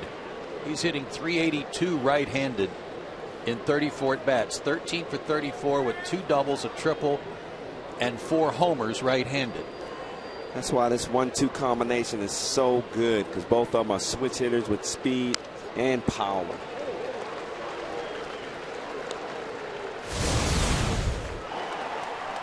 Here's that awesome outing last Friday night up in Philadelphia. 3 strikeouts with runners at 2nd and 3rd and nobody out. Quickly ahead, 0-2.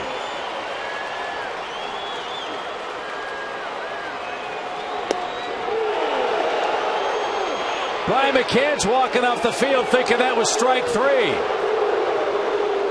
That ball looked right down the middle.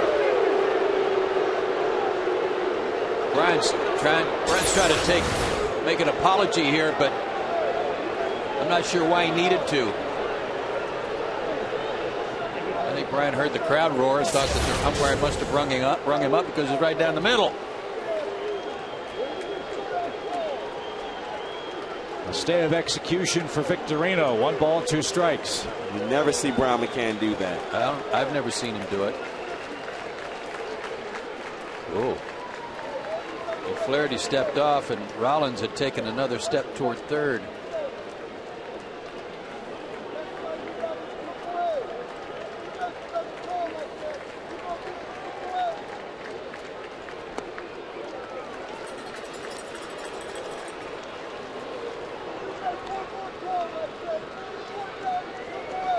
Victorino's so hot right now. We saw him one-hand a base hit in the 1st inning on a pretty good pitch that you think, well, okay, this is a good time for a changeup right here or something off the plate because you got first base open. I know you got a dangerous hitter on deck. This guy's so hot right now, he's hitting everything.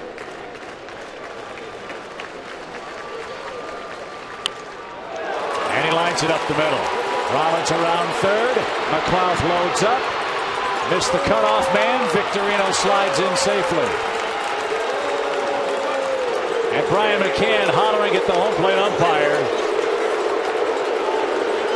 It's tough enough to get 3 strikes in this game, but when you've got to get 4 on a hitter like Victorino, it's almost impossible. And we're tied 4-4. Brad's trying to walk it off, too.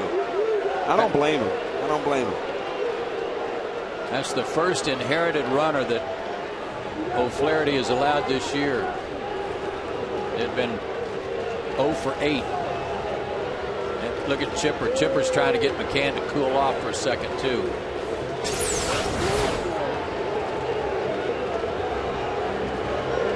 Right at the knees. That's strike 3. And I'm glad to see Chipper go over to Brown McCann and pat him on the butt and say, hold on a little bit. We need you.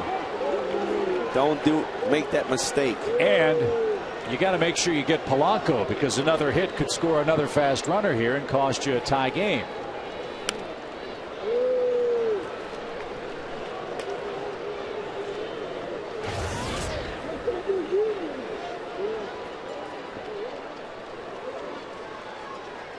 Well, we talked about it earlier. David Rackley, a substitute umpire, has had an interesting strike zone all night. Victorino got a 4th strike and rifled it up the middle to tie the game.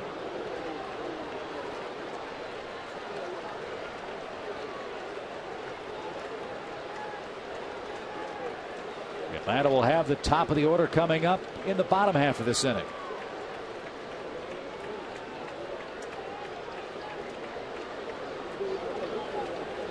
Victorino's going to try to steal third. A little pop into center. And McCann and Rackley talking it over behind home plate. A missed called third strike turns into a Philly hit and a game-tying play in the 7th inning.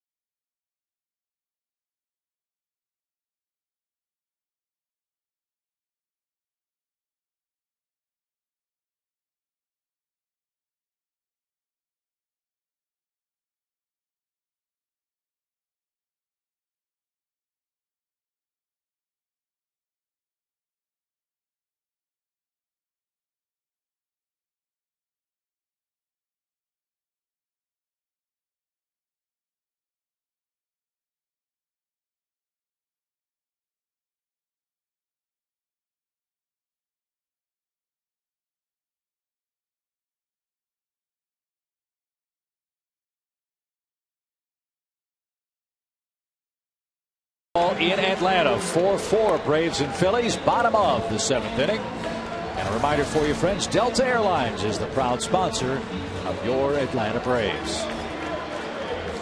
Big crowd on its feet. And here is tonight's McDonald's fan of the game. How about those brown eyes? Wow. Cute little boy. Braves finally get Cole Hamels out of the ball game. Real rarity for Hamels tonight. Joe mentioned it earlier in this game. He's allowed 3 or fewer earned runs in 11 of his 12 starts against the Braves. He gave up 4 tonight. 4 runs in total, that is. And he'll give way now to J.C. Romero. He's only given up runs in 2 of his 11 appearances this year. And has been in 4 games against the Braves and has not allowed a run in his 4 innings pitched. Maybe tonight's the night. They've also got Michael Stutz warming up in the pen, too. Another multi-hit game for Martin. He's got a 5-game hitting streak.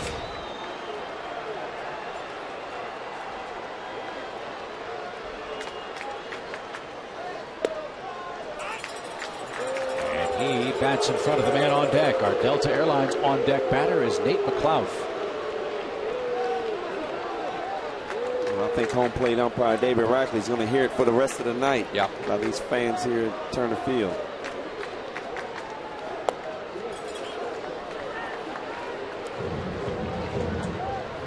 After Brian McCann and the umpire chatted, Freddie Gonzalez also came out between innings.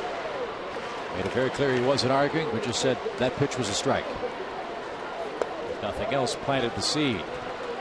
But 2-1. We won't know what Brian was saying to the umpire until after the game, if then.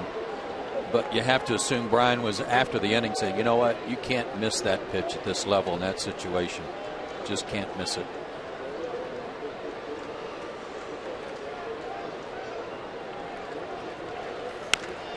That's well hit left center. Victorino can't get it. It's off the wall. Prado's going to try. And he slides in with a double. Man, oh man, he nearly hit that one out. That was a bullet. He stays behind the ball so well. Good play by Victorino, playing the ball off the wall and getting that ball back in, but good hustle by Prado. Prado's in one of those Michael Jordan zones right now. Yeah, that's near the yellow line. Oh. You know what? I'm sure there's somebody that I'm not thinking of right now, but I don't know if there's a better outfielder in the National League than Shane Victorino for what he can do to go get the ball and throw. And knowing how to play the ball off the wall, not running too close to the wall. It's an excellent play by him. Martinez' fourth 3-hit game of the year. And as you know, the Braves have an unbelievably good record when he has 2 or more hits in a game. He again represents the go-ahead run. McLeod, another beautiful sacrifice. 3 of them tonight. That's playing the game the right way. Great job by Nate McLeod.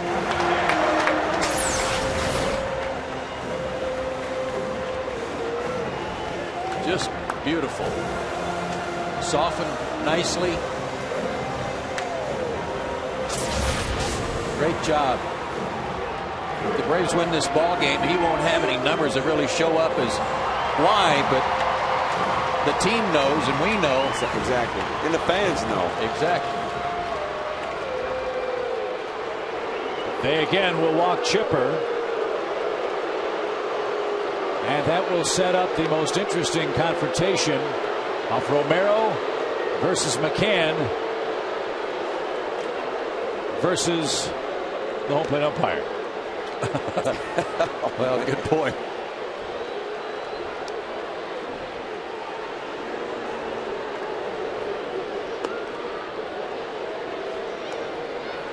I don't remember that Brian's numbers against Romero are very good. They're not. 1 for 18 with 5 strikeouts. And he's trying to extend his 12-game hitting streak. You'll see that on our Sunshine House leaderboard. One thing Romero likes to do, though, if there's any kind of a pattern, he likes to throw that slow curve to left-handed hitters early in the count. And if Brian wants to, at least the first pitch or two, he can kind of sit on that pitch. Rollins took away a hit from him in the 4th. McCann hit into a double play with the bases full in the 5th. Now 2 on, 1 out in the 7th. I agree, Joe. In this situation, you got to be aggressive. You're struggling against a pitcher. Last thing you want to do is get in the hole. And it was the breaking ball, but nowhere near. No chance to offer at it. Like Brian said before, the pitcher's the guy that's in trouble here. He's trying to make a perfect pitch and not make a mistake. He needs a ground ball.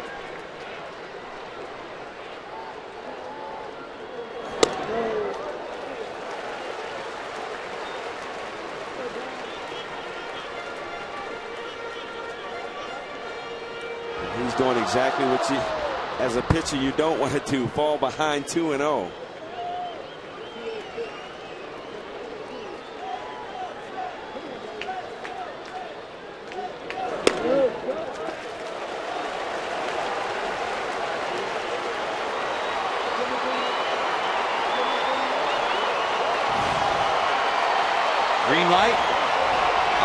what he likes. Absolutely. Against the pitcher that he's struggled with, you're never going to get a better pitch to hit than this one.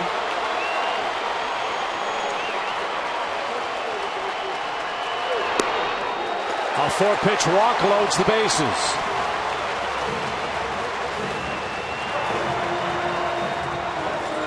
Now it's a righty-lefty matchup, or will it be? Charlie Manuel pops out of the Phillies dugout. He had Michael Stutz loosening, and he's going to bring him in. So J.C. Romero loads him up in the 7th.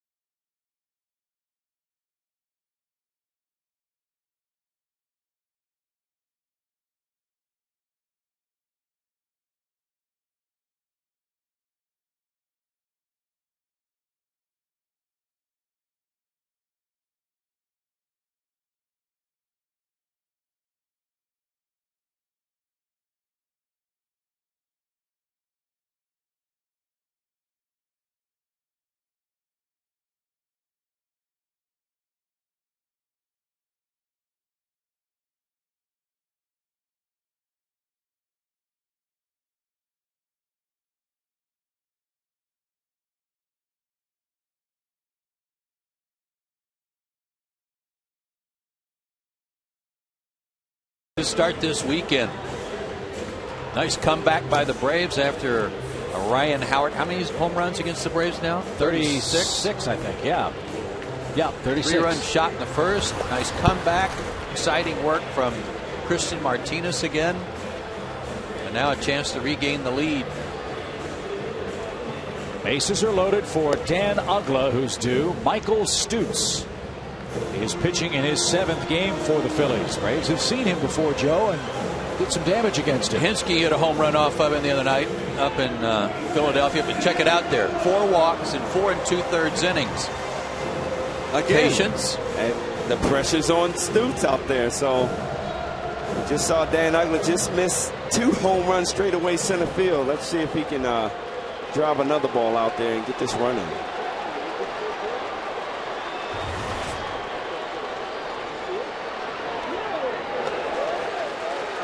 Stutz came up to the Phillies when Jose Contreras went to the disabled list with a forearm strain.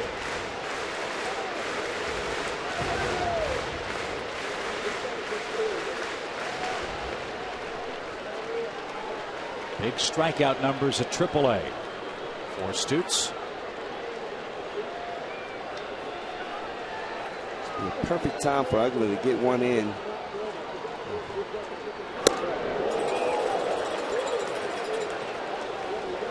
Try it again, Mr. Stutz.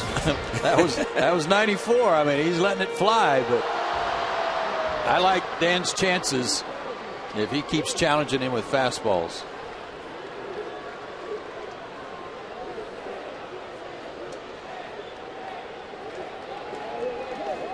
Oh man. Beautiful stop, Ruiz. That saved a run. 2 balls and a strike. He's made 2 stops on pitches in the dirt from Stutz already, but this is a tough one. That one was bouncing back to him, and he had to somehow throw his body in front of it, and he did. Got to be tough if you want to be a catcher.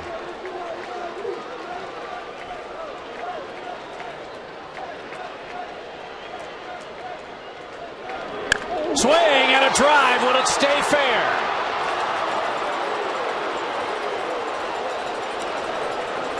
Change up. Change up in.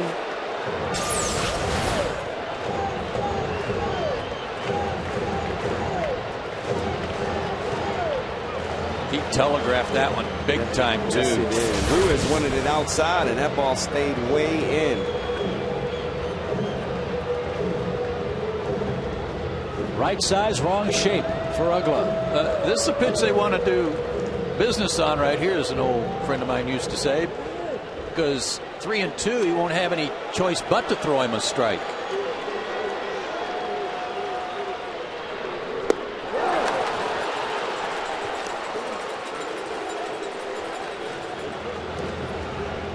Second strikeout for Uggla in this game. Well, it's the second time tonight he's struck out on a changeup. In the first inning, it was runners at second and third, and now it's with the bases loaded. We talked about it, Joe. Maybe I would love to see Uggla move up on that plate a little more, because right now he is swinging at that outside pitch down the way, and he's not coming close. Now Charlie Manuel's, he's got Antonio Bastardo ready in the bullpen, and he'll bring him in to do a matchup again. Third pitcher of the inning for the Phillies. Base is still loaded, and we're still tied.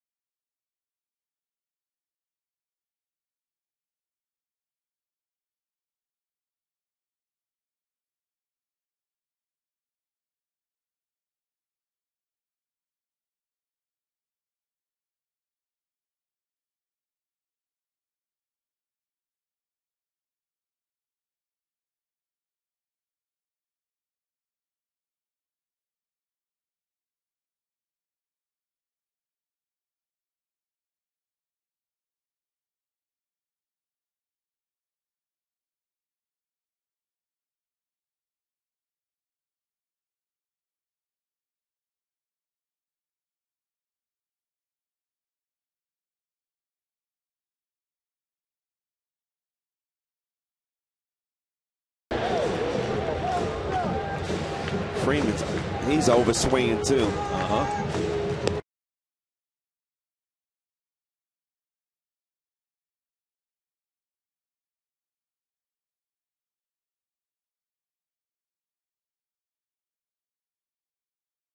Loaded, 2 outs. We'll tell you who the new Phillies pitcher is in a moment. First, fellas, let's take a look at our Home Depot know-how question of the game. Comes from Michael in Roswell, Georgia. When the Braves are on the road, who chooses which uniform top the team wears? First of all, Michael always sends us good questions. But I believe that falls on the shoulders of the night's starting pitcher to choose what jersey they're going to wear on the road. Well, Joe, I'm an outfielder, and whatever the equipment manager has in my locker. Hey, hang it in my locker. Hang it in my locker, and I'll wear it. Easy to please, aren't you? That's right. Well, even though the Phillies bullpen, fellas, has been shorthanded all year long, with Lidge out, with Contreras out, they've still been very good. And this man stands out among that crowd. He has really come on as their left-handed setup man in matchup situations. He's got a real nasty slider that's tough on left-handed hitters, so you know that Freeman's going to see that. Freddie's faced him one time and struck out. Fastball 90 to 92, somewhere in that range. So Freddie Freeman can keep that front shoulder in there, because he's been pulling out, kind of over swinging lately.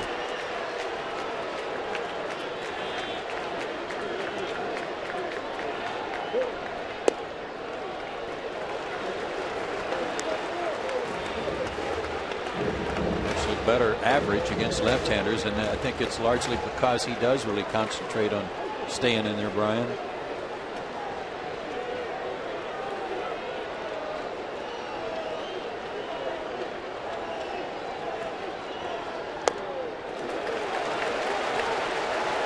Braves have had a lot of different heroes lately. It might be Freddie's turn.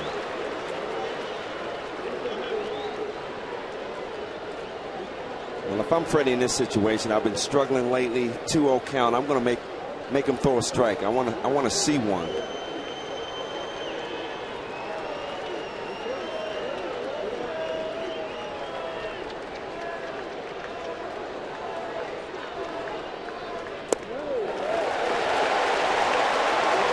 And now I might want to see him throw 2. A walk is as good as a hit in this situation. Yeah, you guys earlier said you give McCann the 3-0. Big crowd is ready.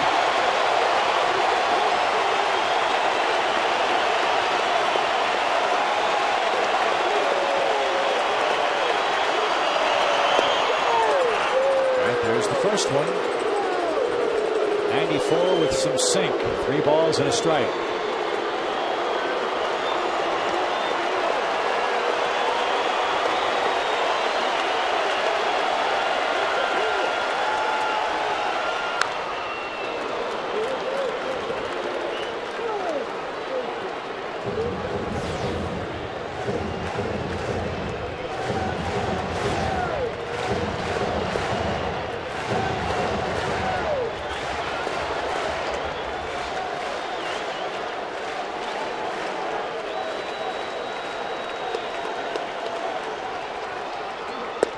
Getting over.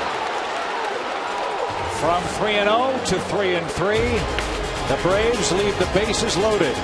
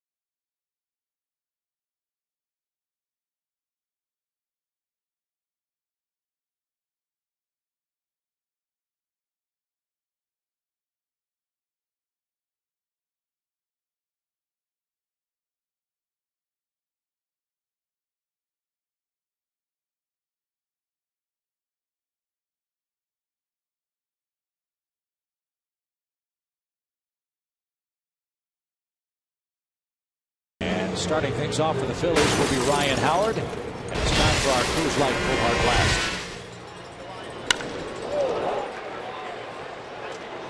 It was cold-blooded and it was hard.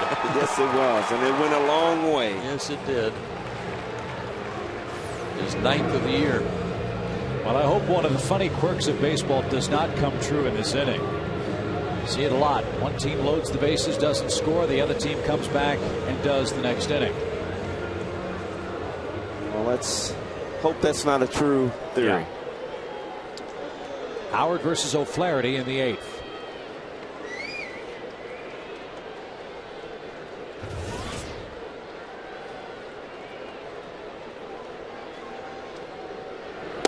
We'll see how sharp Eric is after a 21-minute bottom of the 7th.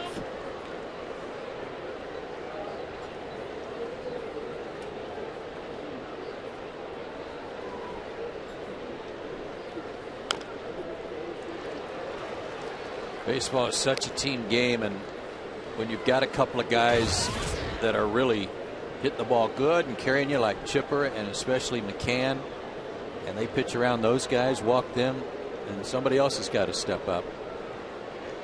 So far tonight, it hadn't happened. Howard into the right field corner. Mather lost the ball, kicked it to the fence, and Howard will slide into second to start the Phillies' 8th.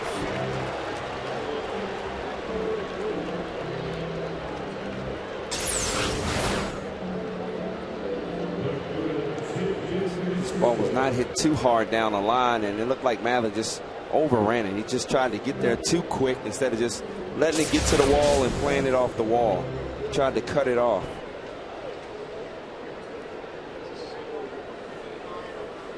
Wow. It's a tough error. So a single E9 is the charge from Jack Wilkinson, the official scorer tonight. Strike to Francisco. He's 1 for 3. And his job is simple. Get the runner over to third base. Braves have executed that perfectly tonight. They just can't get him in.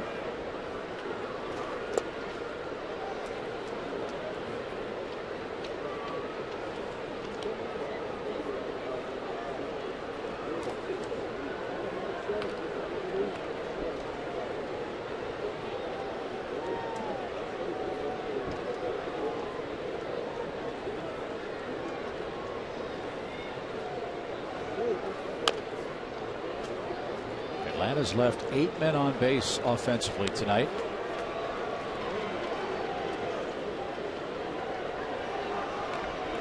I'm really surprised Francisco has not sacrificed bunting here. I mean, it was a good first pitch strike, and he didn't even think about bunting. Fellows, of those 8 left on for the Braves, 7 have been in scoring position.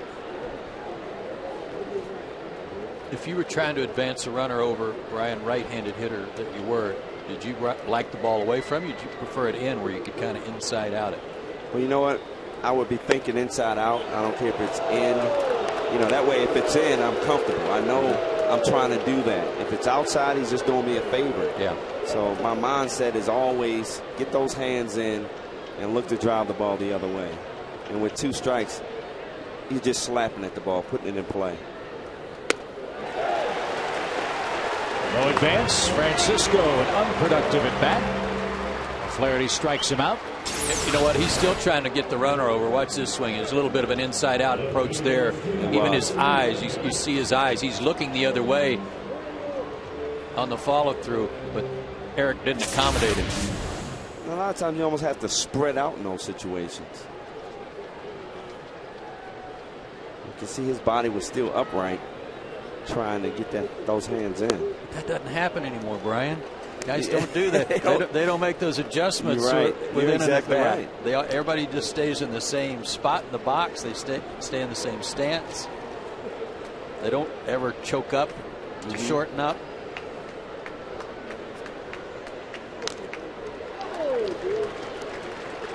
Martinez 0 for 4 in his career against O'Flaherty. He's had 5 straight hits to open up the game after Rollins flied out.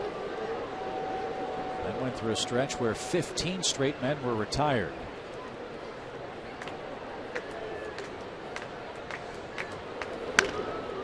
Martinez got him over. Will he get him in? Howard rounds third. Mather loads up. Throw to the plate. Dropped. Phillies lead 5-4.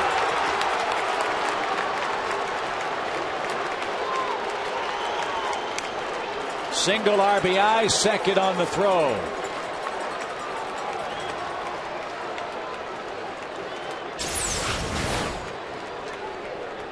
Strong throw by Mather here. It's a short hop that Brian McCann just couldn't handle. It was a strong throw, you're right, but just that was a tough one to handle. Right.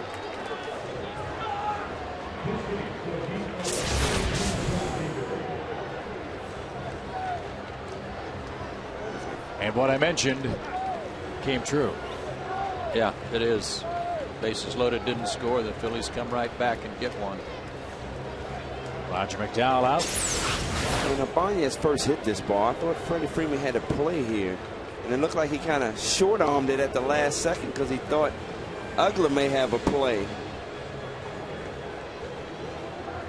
You almost have to knock that ball down if you can get to it. And then he kind of pulled his arm back, thinking Ugler was going to make the play. You can't assume that.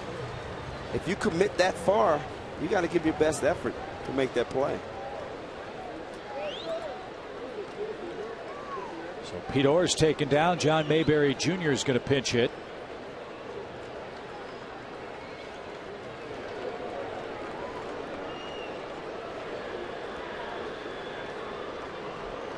Careful on the first pitch.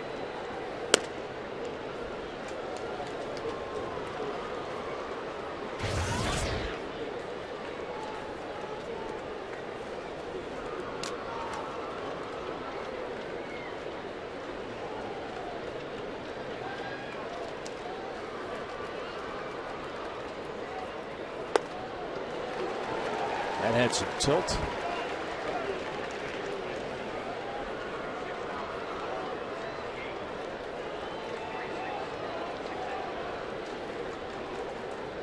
$36,168 paid attendance. They're quieted for the moment as the Phillies have reclaimed the lead. 1 ball, 1 strike.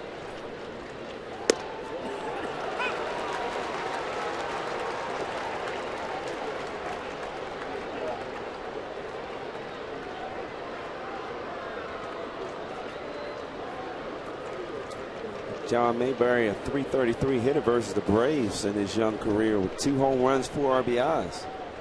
Don't want to make a mistake to this young man.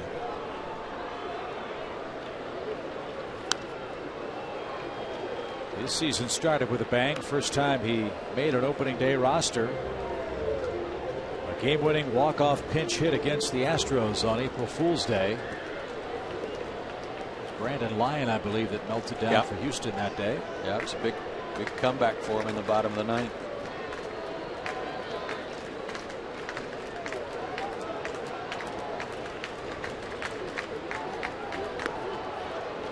His first run here this inning charged to Eric O'Flaherty since April 25th.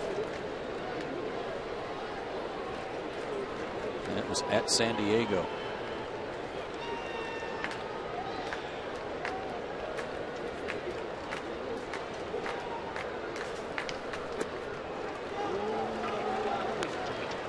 Count. Looks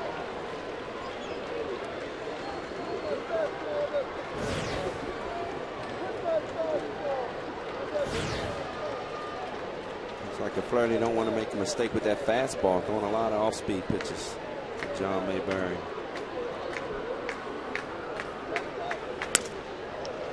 Popped into shallow center. Ugla.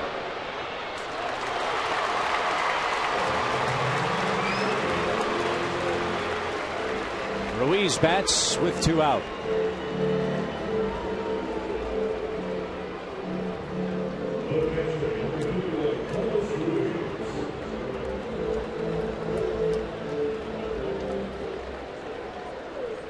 That conversation's been going on for a while.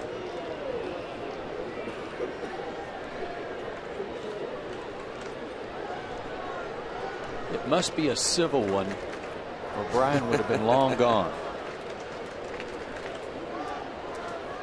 And isn't that the rule of thumb? As long as the catcher's facing the other way, mask stays on. Not true. No? I've seen plenty of catches get thrown out looking out at the pitcher. There are those magic words. It doesn't matter what way you're facing. Exactly. And it's usually a pronoun. 1 ball, 1 strike.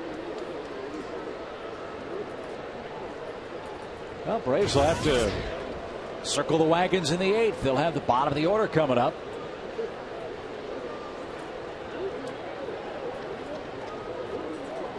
Came from 3-0 down to tie it, briefly lead. Now it's 5-4 Phillies.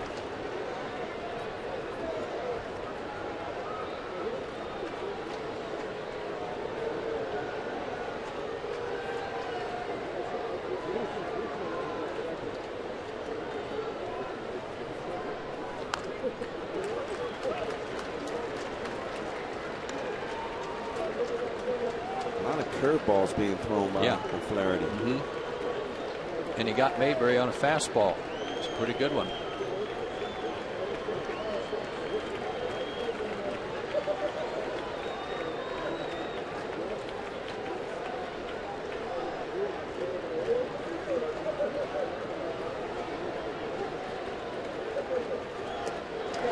Took a little off.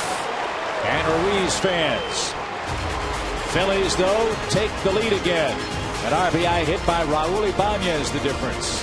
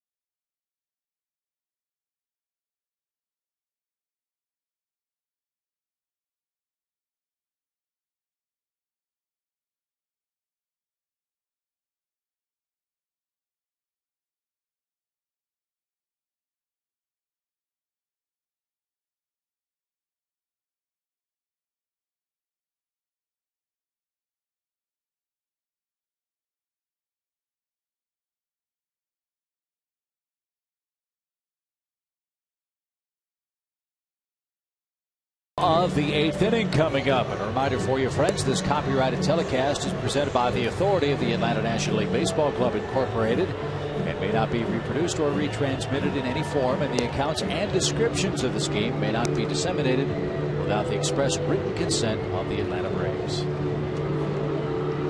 Ryan Jordan, Joe Simpson, Chip Carey, our entire crew from Turner Field. Braves have 6 outs left, down a skinny run. And a couple of changes for the Phillies as they take the field for this spot of the 8th inning. Wilson Valdez checks into play second. He'll bat in the number 9 spot. And right-hander Vance Worley is on to pitch. This guy's really pitched well since he got called up when Blant went on the DL. Made a couple of starts for them. And checking out his numbers there, you see a few walks, but almost a strikeout per inning pitched.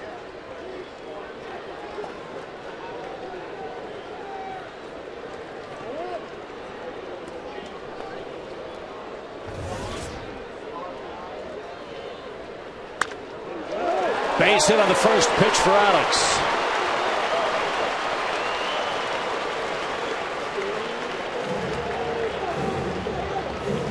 Good night for Alex Gonzalez, his 3rd hit of the game. Looks like he's just being short with his swing. I don't think he's quite so pull happy tonight. Exactly. He's using more hands, not that body. 3rd 3-hit game for him.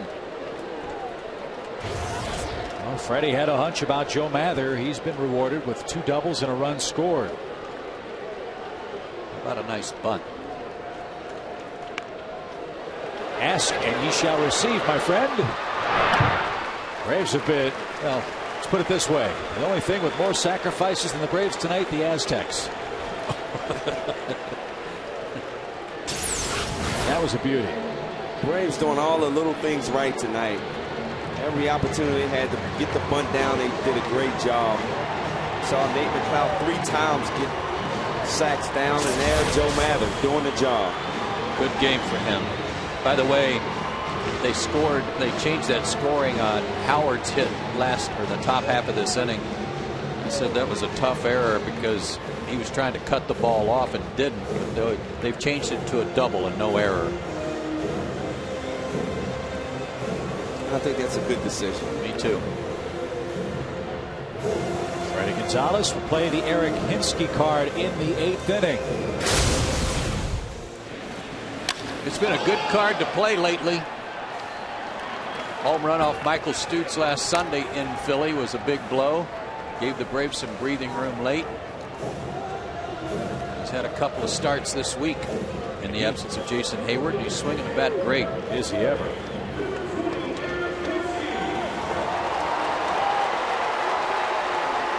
Of his last 7 hits, 3 of them have left the ballpark.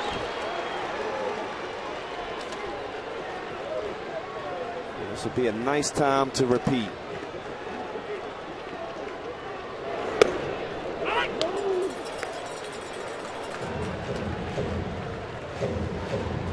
Braves 2 for 10 tonight with runners in scoring position.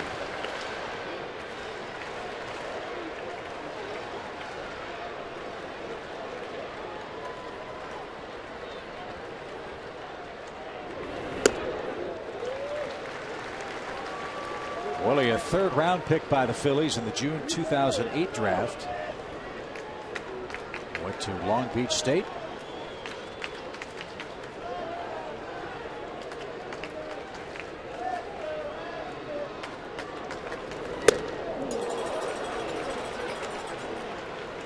Fastball right down Broadway. You don't sneak one by Eric Hinsky too often. You don't. I don't think he's going to try it back to back.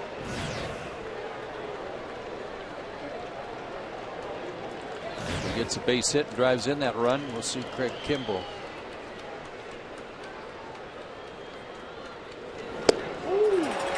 '92 and right on by for the 2nd out.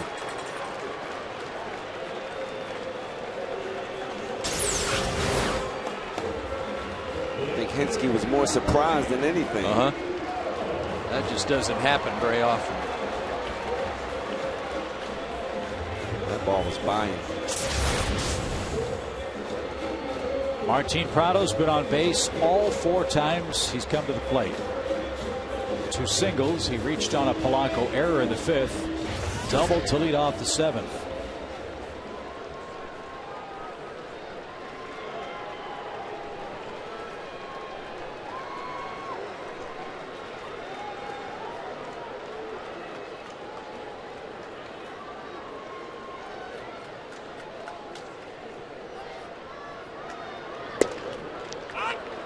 I was standing on the railing before batting practice started tonight, and I was standing near Martin Prado and Christian Martinez, and Martin said, every night, same thing. Christian tells me, hit a home run. And every night I say, I'm not a home run hitter. Well, if you're short through the zone, you're going to hit a lot of home runs by mistake, by error. Back to the mound. Again, the Braves can't cash in a runner in scoring position. They've stranded 9 men tonight. Trail by 1 as we go to the 9th inning.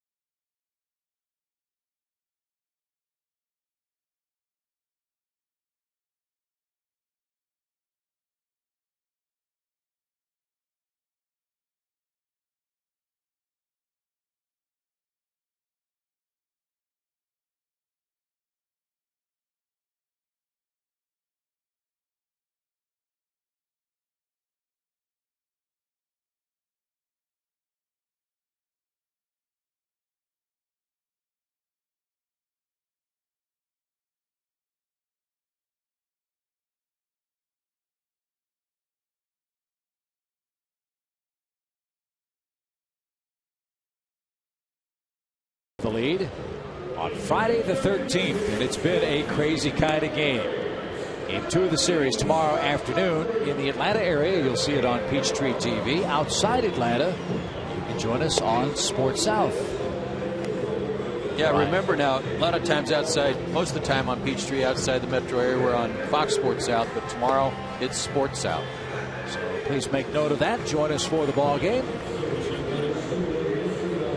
Crowd here tonight for Friday night fireworks. We've seen them before the game ends already. Here's the AT&T call to the bullpen. Scott Linebrink trying to hold him right there and give the Braves bats one more chance.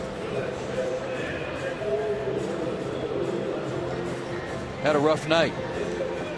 2 nights ago, when the Braves lost that game in 11 innings, he took the loss when the Nationals put a 4 spot on the board. Nationals are in their 3rd straight extra inning game. Yeah, they had the bases loaded in the 9th against the Marlins tonight. Couldn't push across the winning run.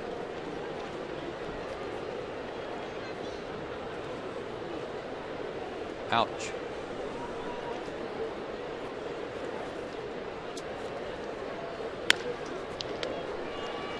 Ground ball to short. And a good start. Valdez retired. Now the top of the order. Human vacuum cleaner over there, Alex Gonzalez.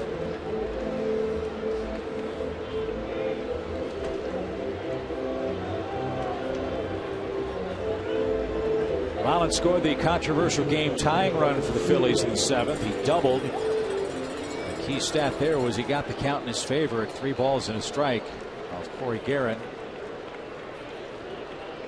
The last batter Corey faced, Eric O'Flaherty, came in. Looked like he had Victorino struck out.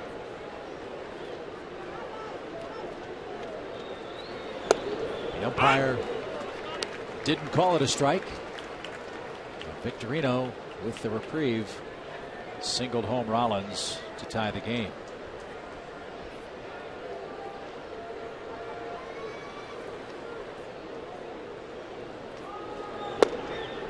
Yeah, we saw Brian McCann do something Brian and I agreed on it we've never seen him do before, and that's head to the dugout. Crowd was roaring, of course. They thought it was strike 3, and he didn't know that the umpire hadn't rung him up.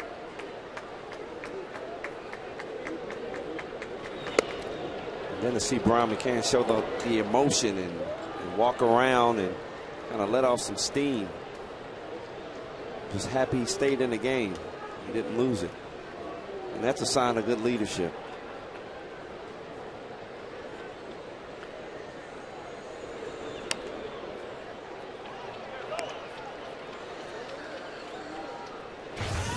We talked about that last night, Brian, about how McCann has assumed one of those roles on this team. He defers to Chipper, but very vocal in his leadership with this club. Linebrick made a good pitch to retire Jimmy Rollins. If you missed it and just joined us, here's that pitch we're talking about, which would have ended the inning.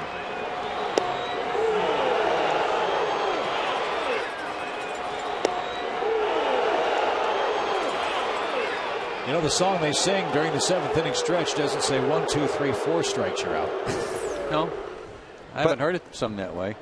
And it always happens when you don't get that pitch and the hitter gets a second chance. He's always going to hurt you. But no crying over spilt milk. In fairness, too, the Braves tonight have had a ton of opportunities to score a bunch of runs. They've left 9 on base, 8 of them in scoring position, and trailed by a run. Outside of hitting with runners in scoring position, they've done everything else right. And that subject has not been a problem all year long. Right.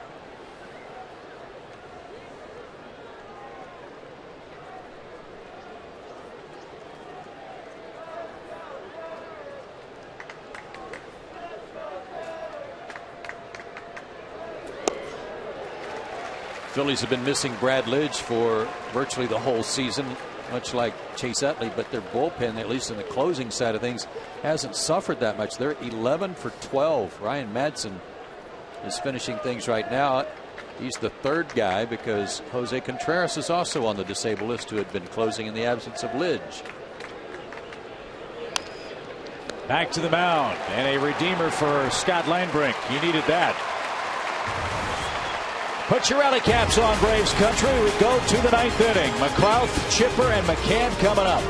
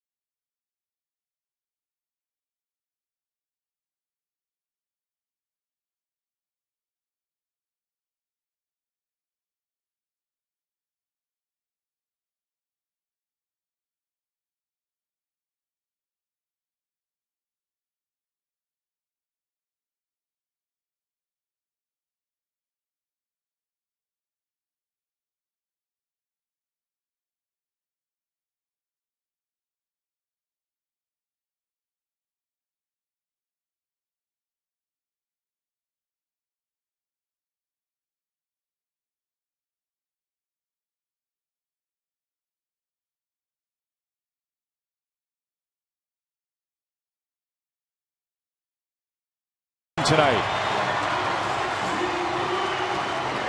they'll have the 2, 3, and 4 hitters coming up,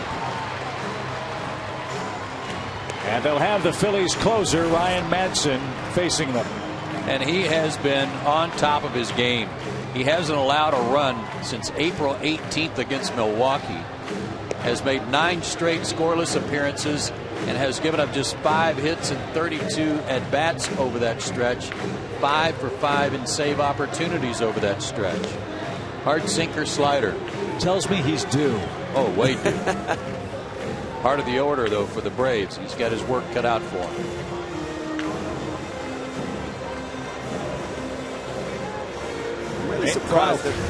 I'm really surprised that the Phillies didn't give him a shot before Contreras to close. I mean, he's been that good in the past, and I thought they were grooming him to come in and be the closer anyway.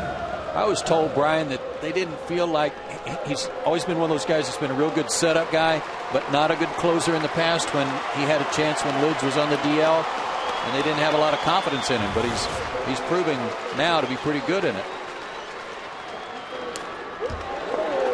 Nate McLeod has given himself up 3 times in this game. A sacrifice in the first inning helped lead to the Braves' first run. They took a 3rd strike in the 3rd inning. A 5th inning and 7th inning sacrifice as well. And a hot shot, Ryan Howard without an error at first base, guarding the line. 1 out. That last part, the key for the left-handed hitter. He is hugging the line. Otherwise, that's probably an extra base hit. Good instincts right there. Good backhand play. Not only can he hit, but he can glove over there at first base. Chipper has had excellent luck against Madsen.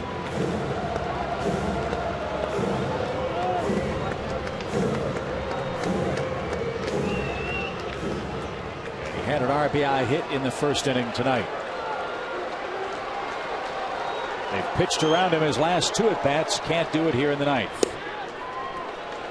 Their outfield deep, even Victorino. They'll give up a single, try to keep the Braves from getting an extra base hit.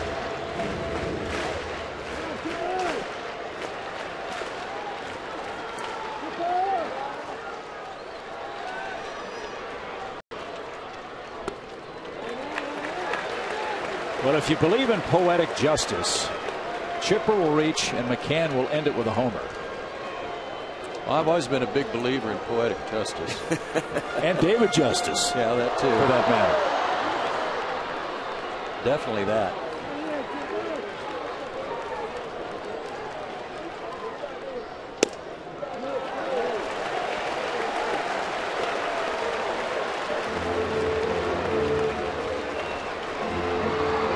I know Chipper wants to swing the bat, but if he's going to walk you, take it. Take the walk.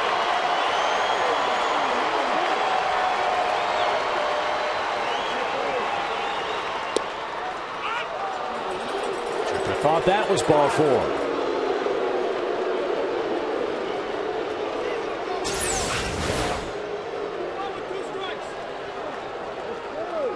Not a bad pitch. I thought it was a little low, Joe. He's called worse. All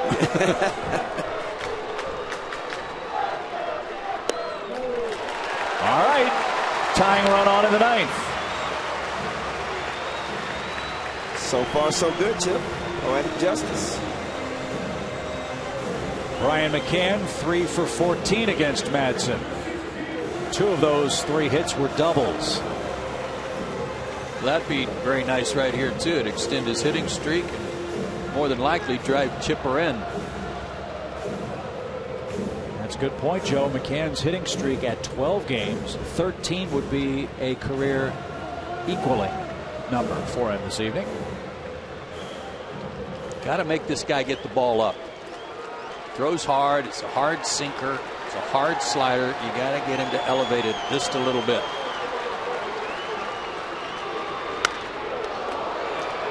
And that he did on that first pitch. See Brown look up in the sky. He was frustrated himself. He missed that pitch.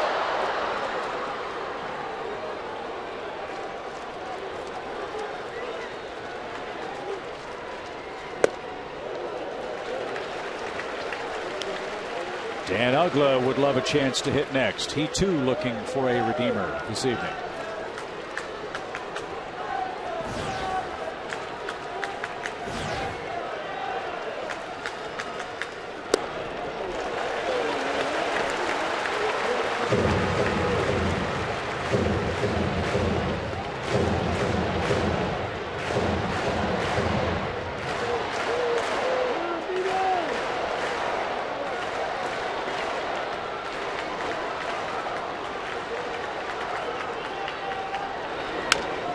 tapped back to the mound, bobbled, and that costs him a big tumbling slide by Chipper Jones to make sure Jimmy Rollins had no shot. That's a good job by Chipper, hustling down there and making sure that Rollins couldn't get rid of the ball and turn an easy double play there. See Matson kind of stumbled a little bit. Great job. Outstanding. I think Jimmy Rollins respects Chipper a lot and knows he's just doing his job. He rolled J-roll. Yes, he did. And unfortunately, Brian tried to do too much with a pitch that he didn't have to swing at. It's Hayward who will pinch run for him. Here's the other man who's seeking some poetic justice. Dan struck out with 2 in scoring position in the first. Struck out with the bases loaded, 1 out in the 7th. Dan is definitely overdue. Big lead for Jason.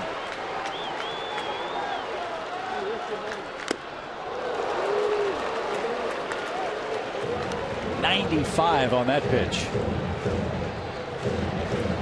Well, if you're Manson, you can't worry about Jason Hayward over there.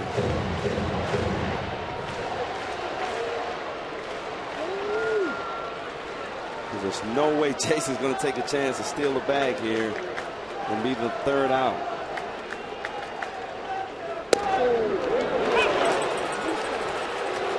Back-to-back fastballs up.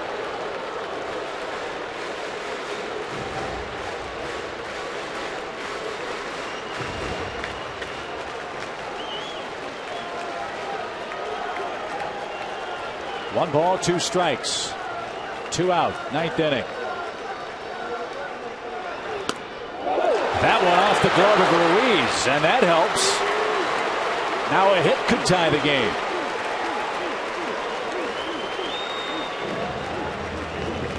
A wild pitch earlier tonight from Cole Hamels was a huge play that allowed a go-ahead run to score for Atlanta. And now, depending on if it's a wild pitch or a pass ball, maybe it sets up the Braves tying this game up. And they just took off and waffled his glove.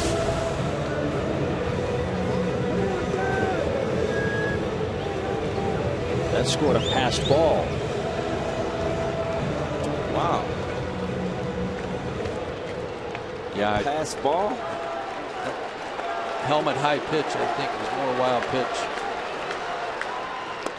And Douglas strikes out, and the Phillies beat the Braves 5-4 the final score.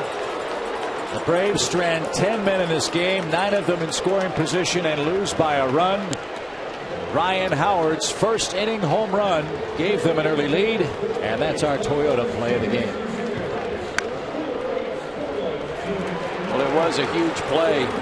The go-ahead run here is our Toyota play of the game. The throw from Mather, a short hop to McCann that he couldn't handle, and Howard able to score, and that was the difference. So Bastardo beats O'Flaherty. Madsen picks up another save. And the Braves fall 5.5 games back.